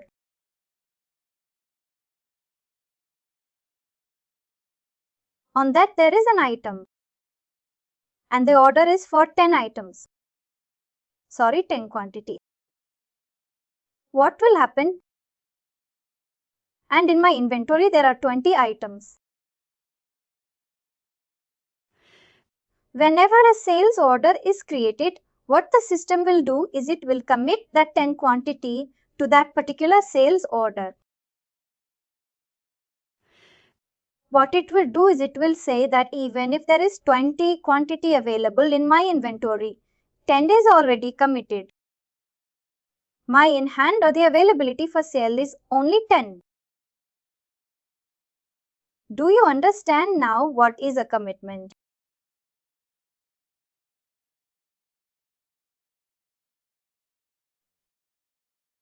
Currently what is happening is here, we have the commitment option. Whenever a particular item is entered on a sales order, what we want to commit, whether we want to commit available quantity.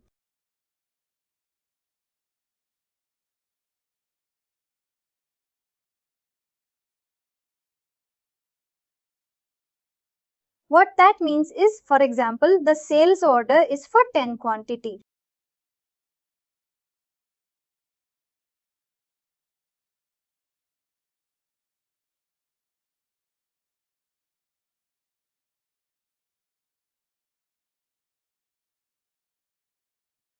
Or complete quantity. Currently I have order for 10, but I only have 6 quantity.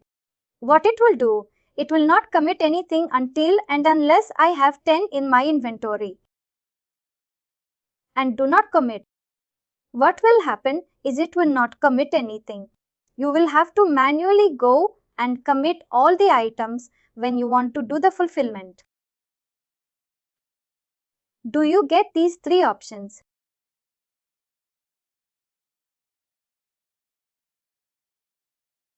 Same is on the work order. Same is on the transfer order. Work order is nothing but for in case, if I am using manufacturing module, and if I am creating any work orders, what should be the commitment? Similarly, if I am transferring some items from one location to another, how should it commit?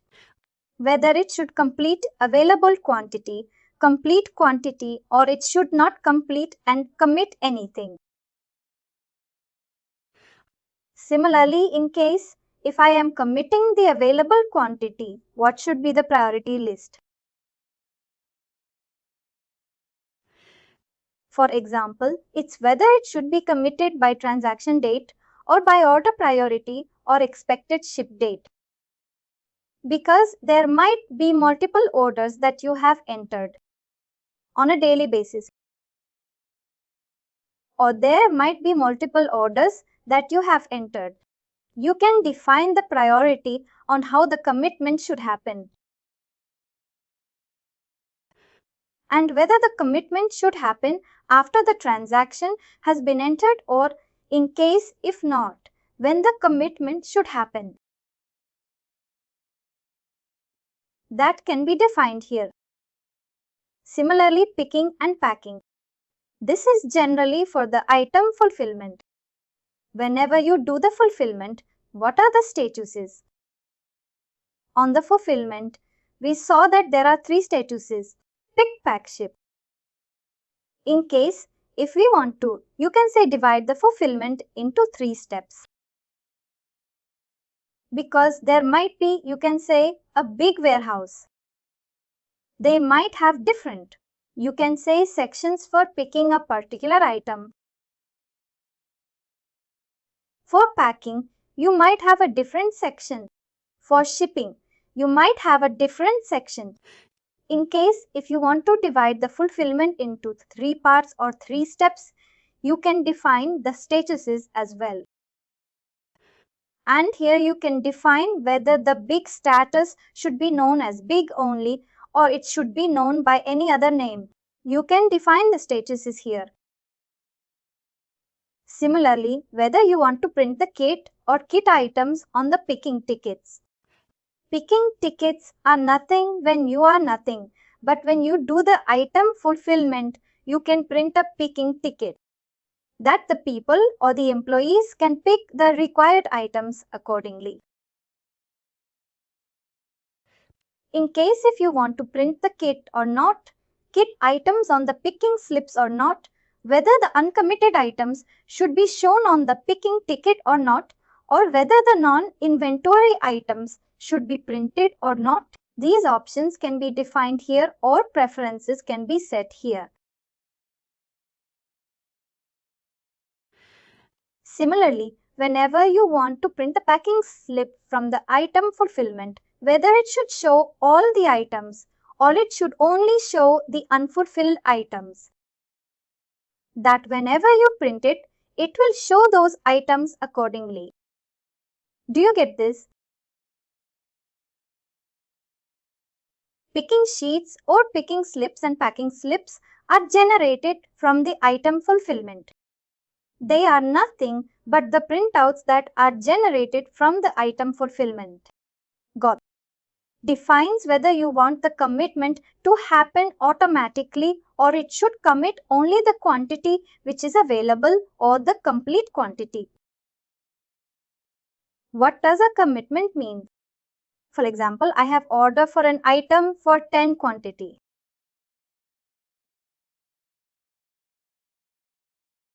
And in my inventory, I have that as quantity as 20.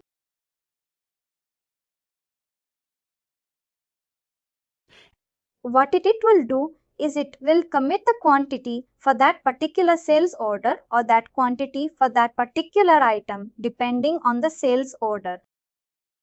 What it will do is it will commit 10 quantity. Commit is nothing but it will allocate that quantity to that particular sales order. What the system will say is, even if currently you have 20 in hand, But you can only sell 10 more because you have already committed 10 items or 10 quantity to the order which is already created. Do you get this concept? Now there might be a case that you have a sales order for 10 quantity. But in your stock you only have 6 quantity.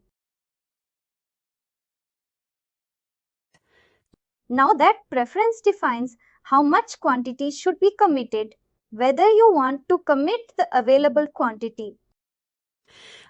That what it will do is it will commit 6 quantity and 4 would be committed once you receive those items from the purchase order.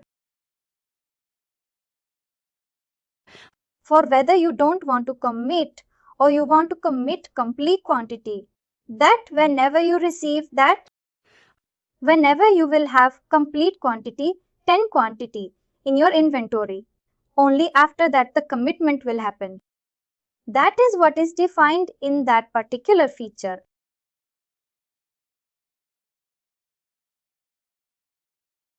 Got it? Thing. Now let's start with the customization. For customization, what do I mean by customization? And the thing here is the commit. Sorry, the customization here defines that some customizations on the form level or on the workflow level which can be done on the UI itself. You don't require scripting. You can also have scripting involved, but that would require some technical expertise. We are not going to go into that, but we'll see all the customizations which are possible via UI or user interface which don't require any. Just a minute. The customizations which are possible on the UI itself, such as removing some fields, creating some custom fields, defining the forms, defining the workflows and all stuff related to it.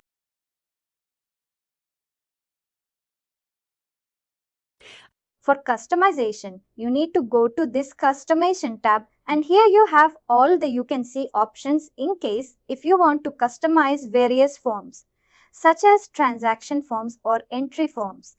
What do you mean by entry forms and transaction forms? I'll let you know when we go through it. But apart from that, in case if you want to create any fields, custom fields that can be created here. In case if you want to create a particular list is nothing but, for example, there is a drop down on a particular transaction. Say, if I go to a sales order, on the sales order, I want to drop down on the or I want to create a custom field which will have a particular drop down or which will have a particular list in it.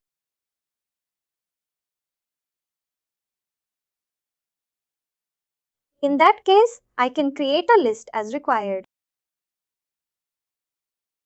In case if I want to create any custom record, that can also be created. Custom record is nothing but a record wherein you can store or create various custom fields that the information can be stored in those forms. Whatever information that will not be able to save or you will not be able to save in the transactions or on the entities, you can create a custom record for that. Similarly, you had asked how can we create a custom segment. We can create custom segments here as well. Similarly, the fields can be created on the entity. Entities are nothing but employees, customers, vendors. In case if you want to create a field on an item, you can create item field. In case if you want to create a field on maybe activity or on a project task, then you can create a CRM field. The things remain the same. Only the fee or you can say the things which it is applicable to makes the difference. Similarly, transaction body fields transaction. What is a transaction? Transactions like invoice, purchase order, sales order, all those are transactions. In case, if you want to create a field on a transaction, you can create the body field. Transaction line fields. Line fields are nothing but on the sales order any other transaction. All these fields that you see here are nothing but body fields. And if I scroll down, these are nothing but column fields. In case, if you want to create any custom column fields, you can create it. In case, if you want to create any body fields, you can create it accordingly. Are we fine till now? I was talking about list as well. This is a particular list in the drop-down. These can be standard or custom. In case, if you want to create this as a custom list, that can be created as well. For example, you want to create a custom list. You can just go to Customization List, List, Records and Fields and click on List.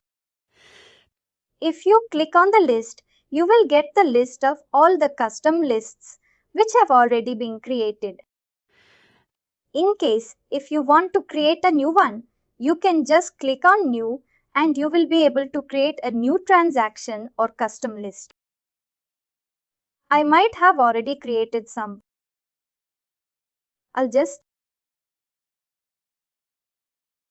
We have this test list created. I'll just try to create one more.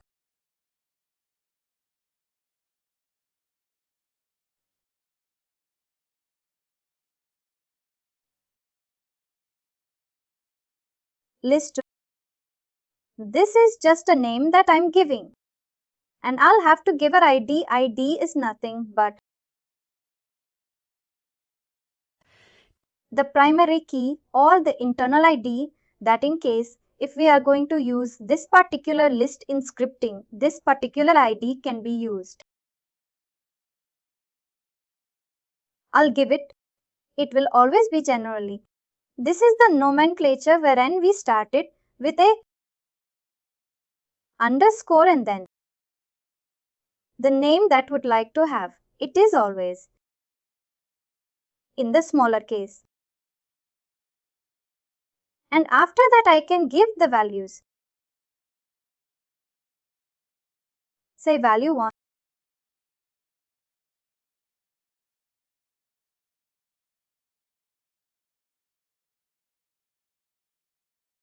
These are the values that I have entered. And how we would like to have the order in which they are entered. Or I want that to be in the alphabetical order, that it will show up in that particular window. Drop down. And accordingly I can save this.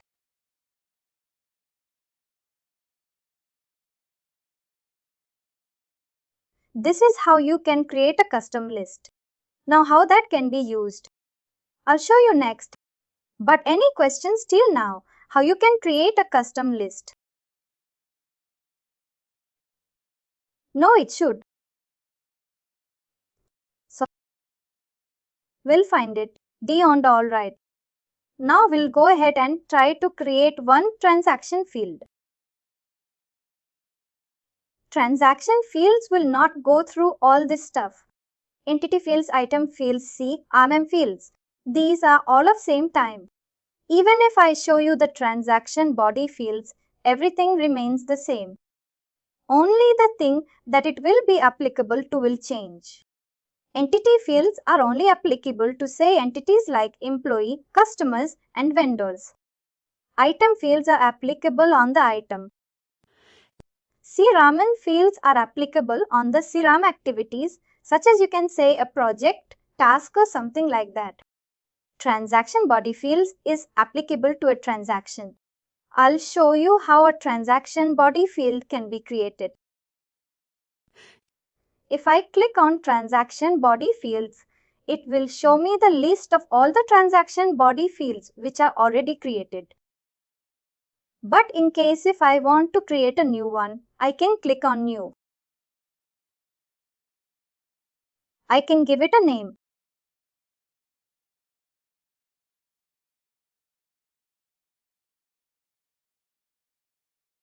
Say test field 3. I'll give it an ID.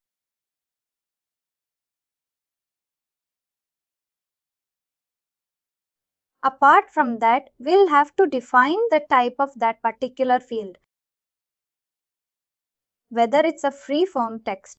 Free-form text is nothing, but you can enter anything into it. Apart from that, whether that should be a checkbox. Checkbox is nothing but a field like this. Whether it should be a currency field or a date field, decimal field.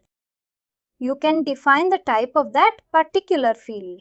For example, currently I just want to have that as a free-form text. You can go through the list of all the types which are there. There are a lot of types, such as whether it's a multi-select field or a password field. Whether it's a percentage that can be defined here. Apart from that, in case if I want to store the value in that particular field, then I can check this particular checkbox and show in list. Show in list is nothing, but whenever I open a particular list, for example, if I open the list of all these sales orders or any other transactions, it will show the list, right? Whether that particular field should be shown in the list or not. Apart from that, to what these fields are or field is applicable to. Whether it is applicable to purchase transactions, sale transaction or on a journal or any expense report. That can be defined here. For example, I want that to be applicable on the sale transactions. Sale transactions are nothing but sales order, invoice, credit memo, estimate. These are all sales transactions. Are we till now? And whether we want to print these particular fields on standard forms or not, or on the packing slip. Picking slip can be defined here. Once this is done, I can just click on Save. There are some other sub-tabs as well, but we'll take it one by one. If I save this, I can just click on Save. And I also have the option to, in case if I want to apply to a specific form. Currently, what I have done is I have applied to all the sales transactions. But I don't want all that on all the sales transactions. What I'll do is I just click on Apply and Save to Forms. Once I do that, I'll be taken to a page wherein I can apply to a particular page only. This is the form, right? For example, if I take this particular test sales order invoice, I want this field to be applicable to this particular form only. If I come in, you could see as I have applied on or I have checked the checkbox sale, it will apply to all the sales forms. It will apply to invoice. It will apply to sales order and all those stuff. But I don't want that. I'll just unmark all and I want to only apply to that particular sales order that I have selected. If I scroll down here, you can see that we have all these sales orders. I want that to be applicable to only one form, which is a test sales order invoice. I can check this checkbox. Once this is done, whether it should be shown as normal, inline or disabled. Inline means you will not be able to edit that particular field. Normal means it will be editable. And what should be the label of that field? Whether it should be test field 3 or any other label. Once I have done that, I can just click on Save. This particular field now would be applicable only to this particular form. If I refresh this, it will show me that particular field under the Custom subtab. Just let me refresh that particular form. If I scroll down here, you can see that there is a custom subtab. By default, every custom field which is created comes under custom form or custom subtab. Are we to now? Here we have got this test field 3. Are we till now?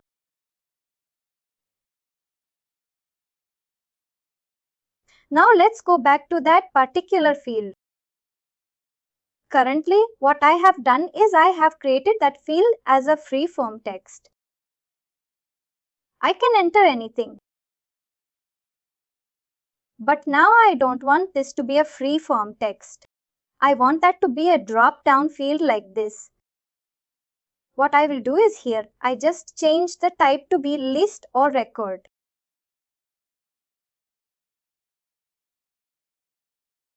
If I scroll down, I can select the type as list or record. What it says is, in case if you are changing the type, it will delete all the data which is there in the existing records. I want to go ahead and do that. And once I select list and record, I will have to select the list. Here I will get the list of all the standard as well as custom list. In case if I want to have the list of employees, I can select employee as well. Whatever list I want to select, I can select it here. I can select the custom list that I created. If I scroll down, you can see that we have this custom list. We created this test list too, right? I just select that. And I will save it.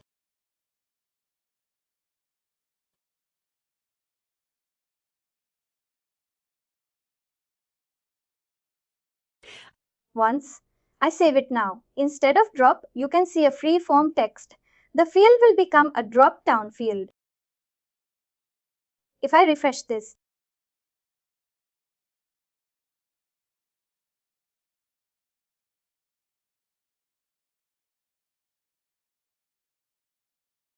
and if I go back to that custom subtab,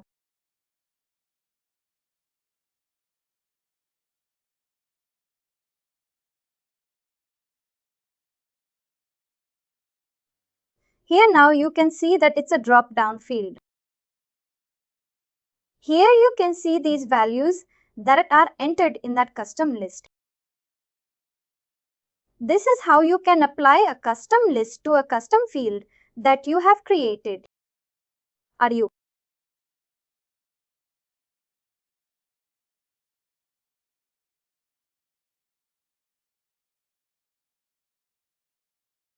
Going ahead.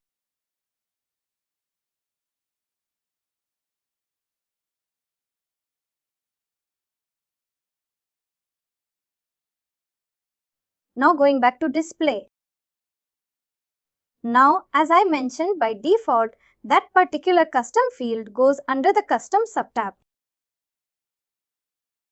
But I don't want that to be under custom subtab. I want that to be on the main page. I can define the subtab where it should be shown. I can define the subtab. I want that to be on the main page. I can select main. In case if I want that field to be shown under accounting subtab. Accounting or under items. I can select that particular subtab here.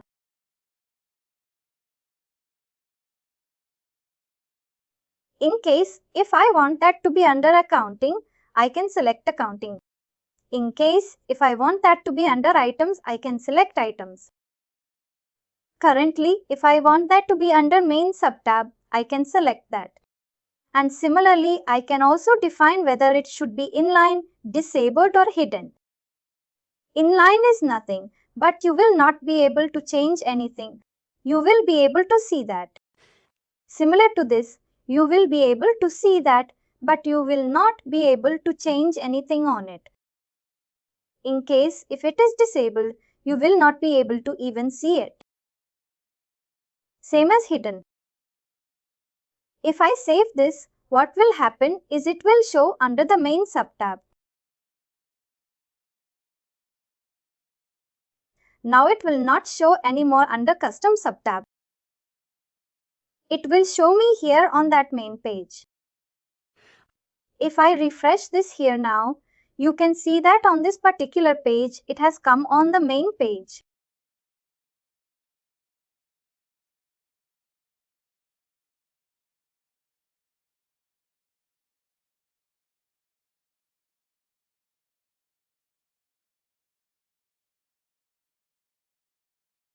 It is not showing under the custom subtab or any other subtab anymore.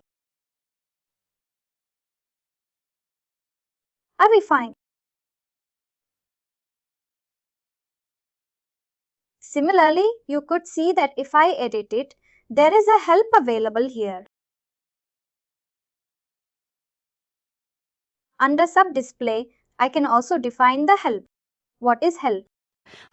If I click on this particular label of this field, what should be the help that should be shown? In case, if you enter something there, it will show you that this is the field, this is the help for it. What information you need to enter there. Similarly, validating and defaulting whether that field should be mandatory field. What should be the default selection? In case, if I want that field to be showing something as default, I want that to be defaulted to value 2. I can do that. Whether it should be a dynamic value or dynamic default, whether it should depend on the user, that can be defined there. If I want that to be mandatory, I can just check this checkbox. If I save this, you will see that the field will become mandatory and also it will have a default value as value 2. But still you will be able to change it as required on that page. If I refresh this here, you can see that now this particular field is mandatory.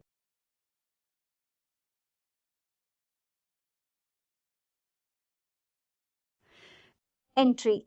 Now you can see the asterisk sign and you can by default see that value 2 is populated. But in case if you want to change that, you will be able to change it. But by default it will show the value as 2.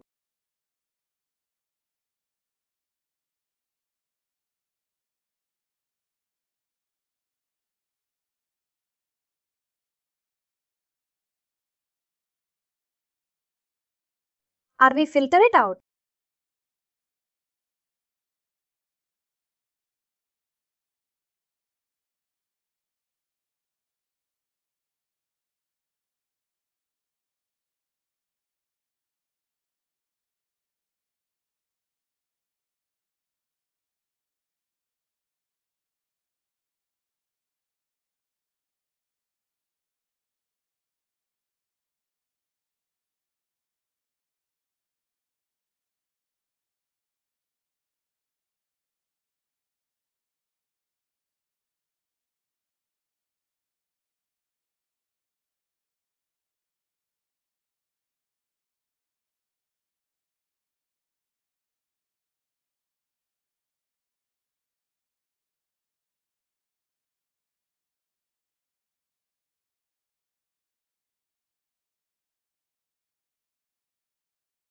Specific values.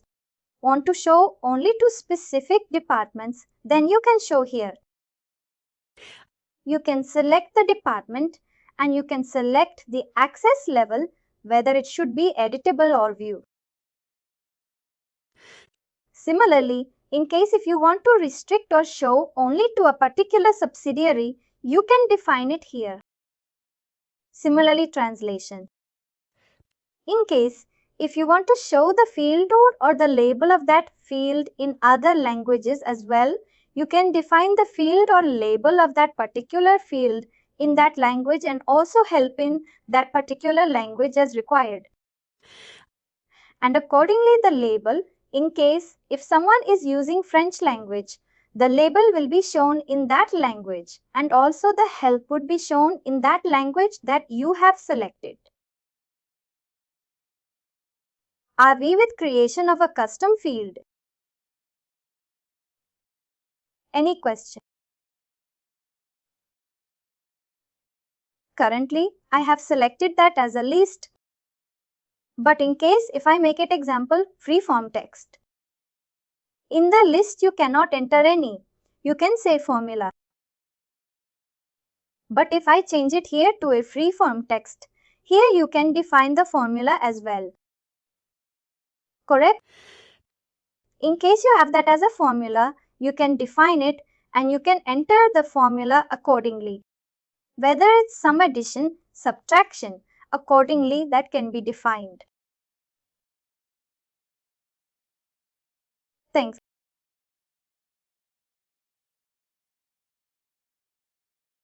Any other questions?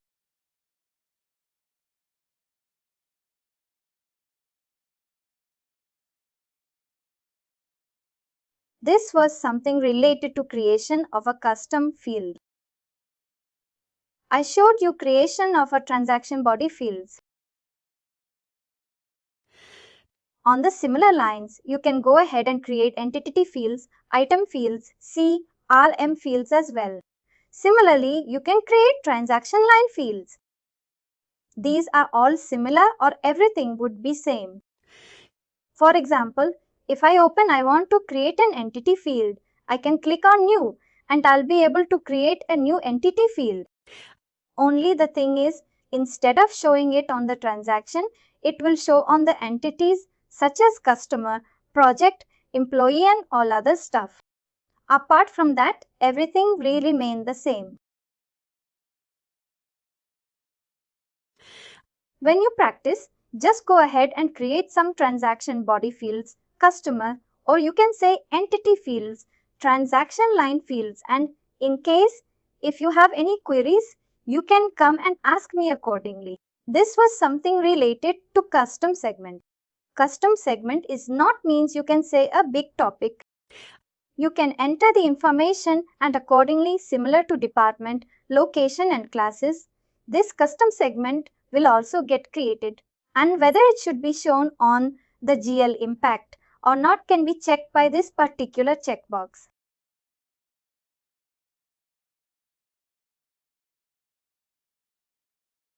Now let's go ahead and see the record types. Record types is nothing but a custom record. A custom record is nothing but a custom record can have multiple fields as or it can have multiple fields associated with it. For example, here I only created a custom field. But I don't want a custom field. I want a page which will have multiple custom fields. In that case, I can create a custom record. Here I can just go to customization, list records and fields and record types. If I click on record types, you will be able to see all the records or custom records which are already there. And in case if you want to create a new one, you can just click on new type and you will be able to create a new custom record. Here I can give it a name.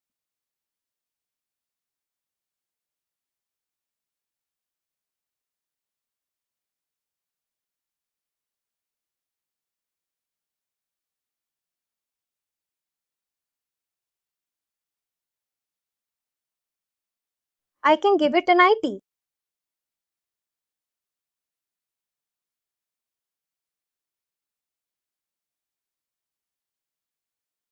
I can give it an ID. Let me show the name field or not. What do you mean by that? I'll let you know. Whether it should show the ID, I'll let you know. Apart from that, how it should be accessed. Whether it should be allowed through UI or not. Whether it should require any permission that can be defined. Whether we should allow that particular custom record to show the attachments or not, or whether it should show notes or not. That can be defined here. Similarly, whatever is entered here, whether it should be a part of the global search or not, or it should be showed in the search menu or not, can be defined by these features which are there. Apart from that, you can define the subtabs. First of all, before going to that, I'll just save this particular custom record and then we'll go through the other stuff. I have created this test custom record port.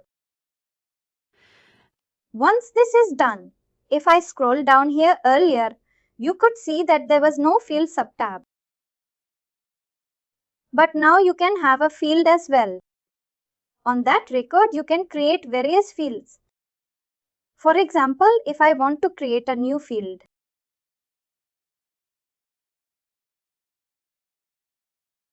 this is similar to a custom field that we created. I'll say field 1. It should be a free form text. I can enter all other information and I can click on save. Here you will see that on that particular custom record, it will show that. Now if I want to enter the information on this particular custom record, if I go here, I'll just click on view records.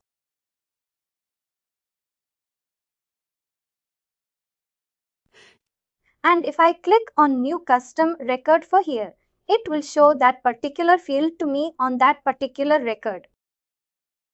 Here you can see that field. Do you get what is a custom record? This is a custom record where I can enter the required information which can have multiple fields, multiple subtabs. Any questions? This custom record can be attached to any transaction or on a. It can be attached to an employee or any other entity. You can attach those. Or in case if you want to have that separate, you can do that as well.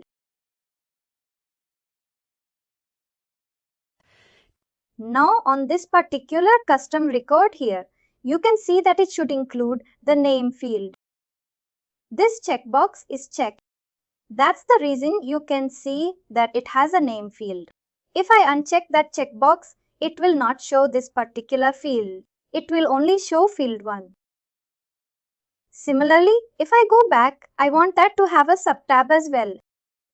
For example, subtab 1. I can do that. And I'll just add one more field.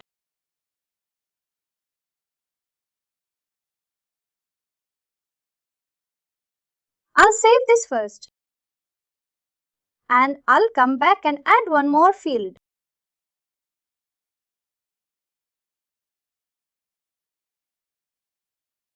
I'll just edit it again. If I refresh this page, you will see that it will not show the subtab yet, because there is no field that has been defined under that particular subtab.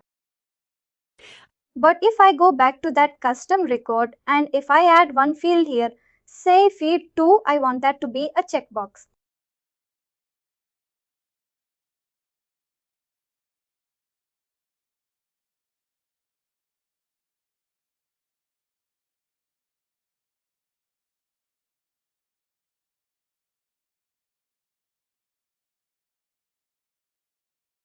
And here I'll define the subtab in which it should be shown. It should be shown under subtab 1. If I save this and if I refresh this page again, you will see that it will show the subtab 1.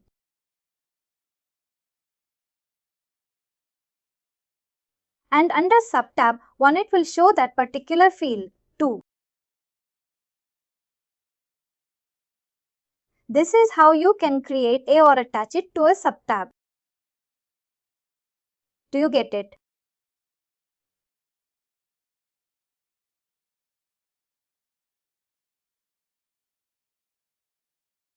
Similarly, you could see that there is a checkbox for show notes, allow attachments. What do you mean by that? Here you can enter the notes. Here you can attach the files as required. Depending on all the things that you have, features that you have or checkboxes that you have checked, it will change those accordingly. Similarly, sublist.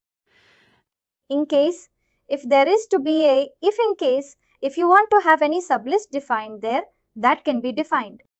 For example, let's say I want a particular list to be shown.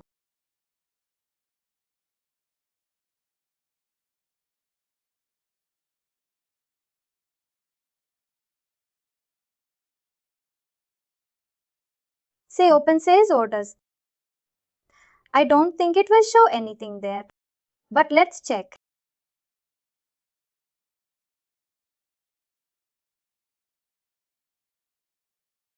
I can give it a label.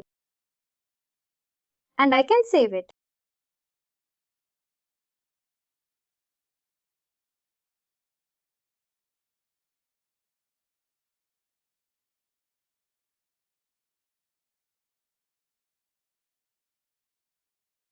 Still, it's not showing anything.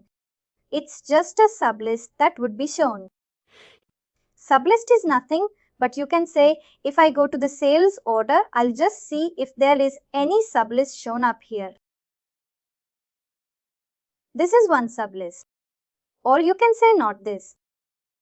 This is one sublist. Content. This is known as a sublist. Under some particular subtab, you can show a sublist. If I want to have a sublist here, I can define it on the record. If I go back here, it will show me the sublist.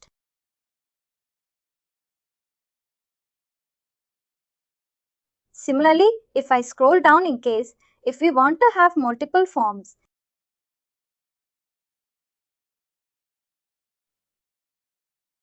it's not that important. It's not generally used. Numbering. In case, if we want to have any number associated with it, I can define it. A particular sales order. This is a custom, you can say a standard transaction. Right. It has a number associated with it. In case, if we want the numbering to be enabled for the custom record that we have created, we can define it here. What should be the prefix? What should be the suffix? What should be the initial number? And all other stuff can be defined here. Similarly, forms. Here we can define the forms. Currently, we only have 2 fields. But in case if there are multiple fields and multiple forms needs to be created, I can create those forms as well. Tomorrow, we'll be going through how we can customize a particular form. You'll be able to relate it tomorrow. Similarly, online forms. I had shown you that you can create online forms. In case, if you have a website and you want to show this particular form on the website, you can do that as well. Permissions. To whom, to which role it should be shown. What should be the permission level? Whether it should be only view, create, edit or full. What do you mean by view? The user will only be able to view it. Create. The user will only be able to create it. But once saved, he'll not be able to edit it. The user will be able to edit as well as create that particular record. The user will be able to edit, create as well as, in case, if required, able to delete the record as well. Do you understand? What do you mean by access level? View, credit, create, edit and pull. Similarly, links, in case if there are any links, it will show up here. For example, I want this particular custom record to be shown up under. Say this is a custom record that I've created, right? In case if I want that to be shown up here, say under employees, I can show it here. I can define the center. It should be classic center. I want that to be shown under list. I can define it here. I want that to be shown under employees. And what should be the link? If I do this, it will show me here under list employees and custom record for. Do you get how do I need or I can have a link there? Similarly, if I want that to be under transaction, I can just select. Instead of list, I can select transactions as well. I can select transactions accordingly. Similarly, managers, who are the managers? This is not generally used much. Similarly, in case if there are any child records or parent records that can be defined here. Notes. The system will automatically take the notes. Who has created it? In case who edited it? What are the changes that were done? Can be defined here. And once done, you can save the custom record. This is how you can create a custom record. As required. Any question? Any query? See these particular topics. These customizations cannot be understood in 1 or 2 sessions. It will require a lot of, you can say, practice from your end. Because each and every feature that is there or each and every preference that you define it will change the record or a field accordingly. These will, you can say, you will get hands on once you start practicing it.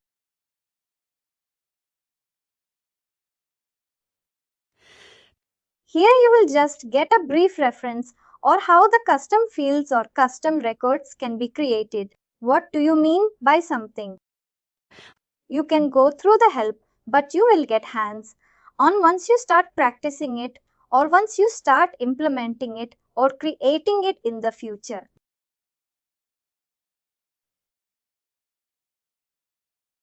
That's it for today.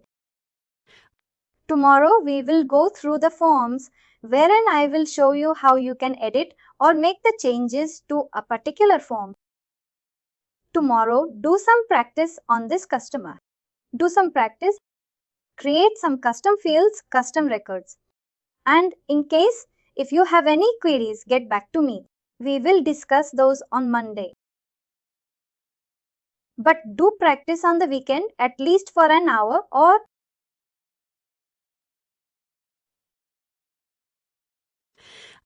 Prathvi, one help is required regarding that NetSuite instance. What that our provider is given. He has blocked our admin access. He is telling, please check your trainer what access you require for practice. Tell him that even if you have given me the other role, give me the access to customization and the enable features and accounting preferences. He will be able to edit that particular role and give you the required information or required access. What I have to tell them, customization access. Customizations. Customization in the sense I want to create a custom field, custom record. I also want that to be accounting access to accounting preferences and enable features.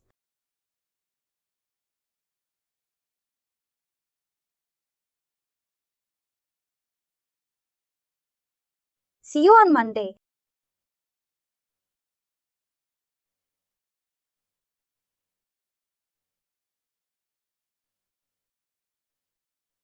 And finally, do not forget to like, share and subscribe to our channel.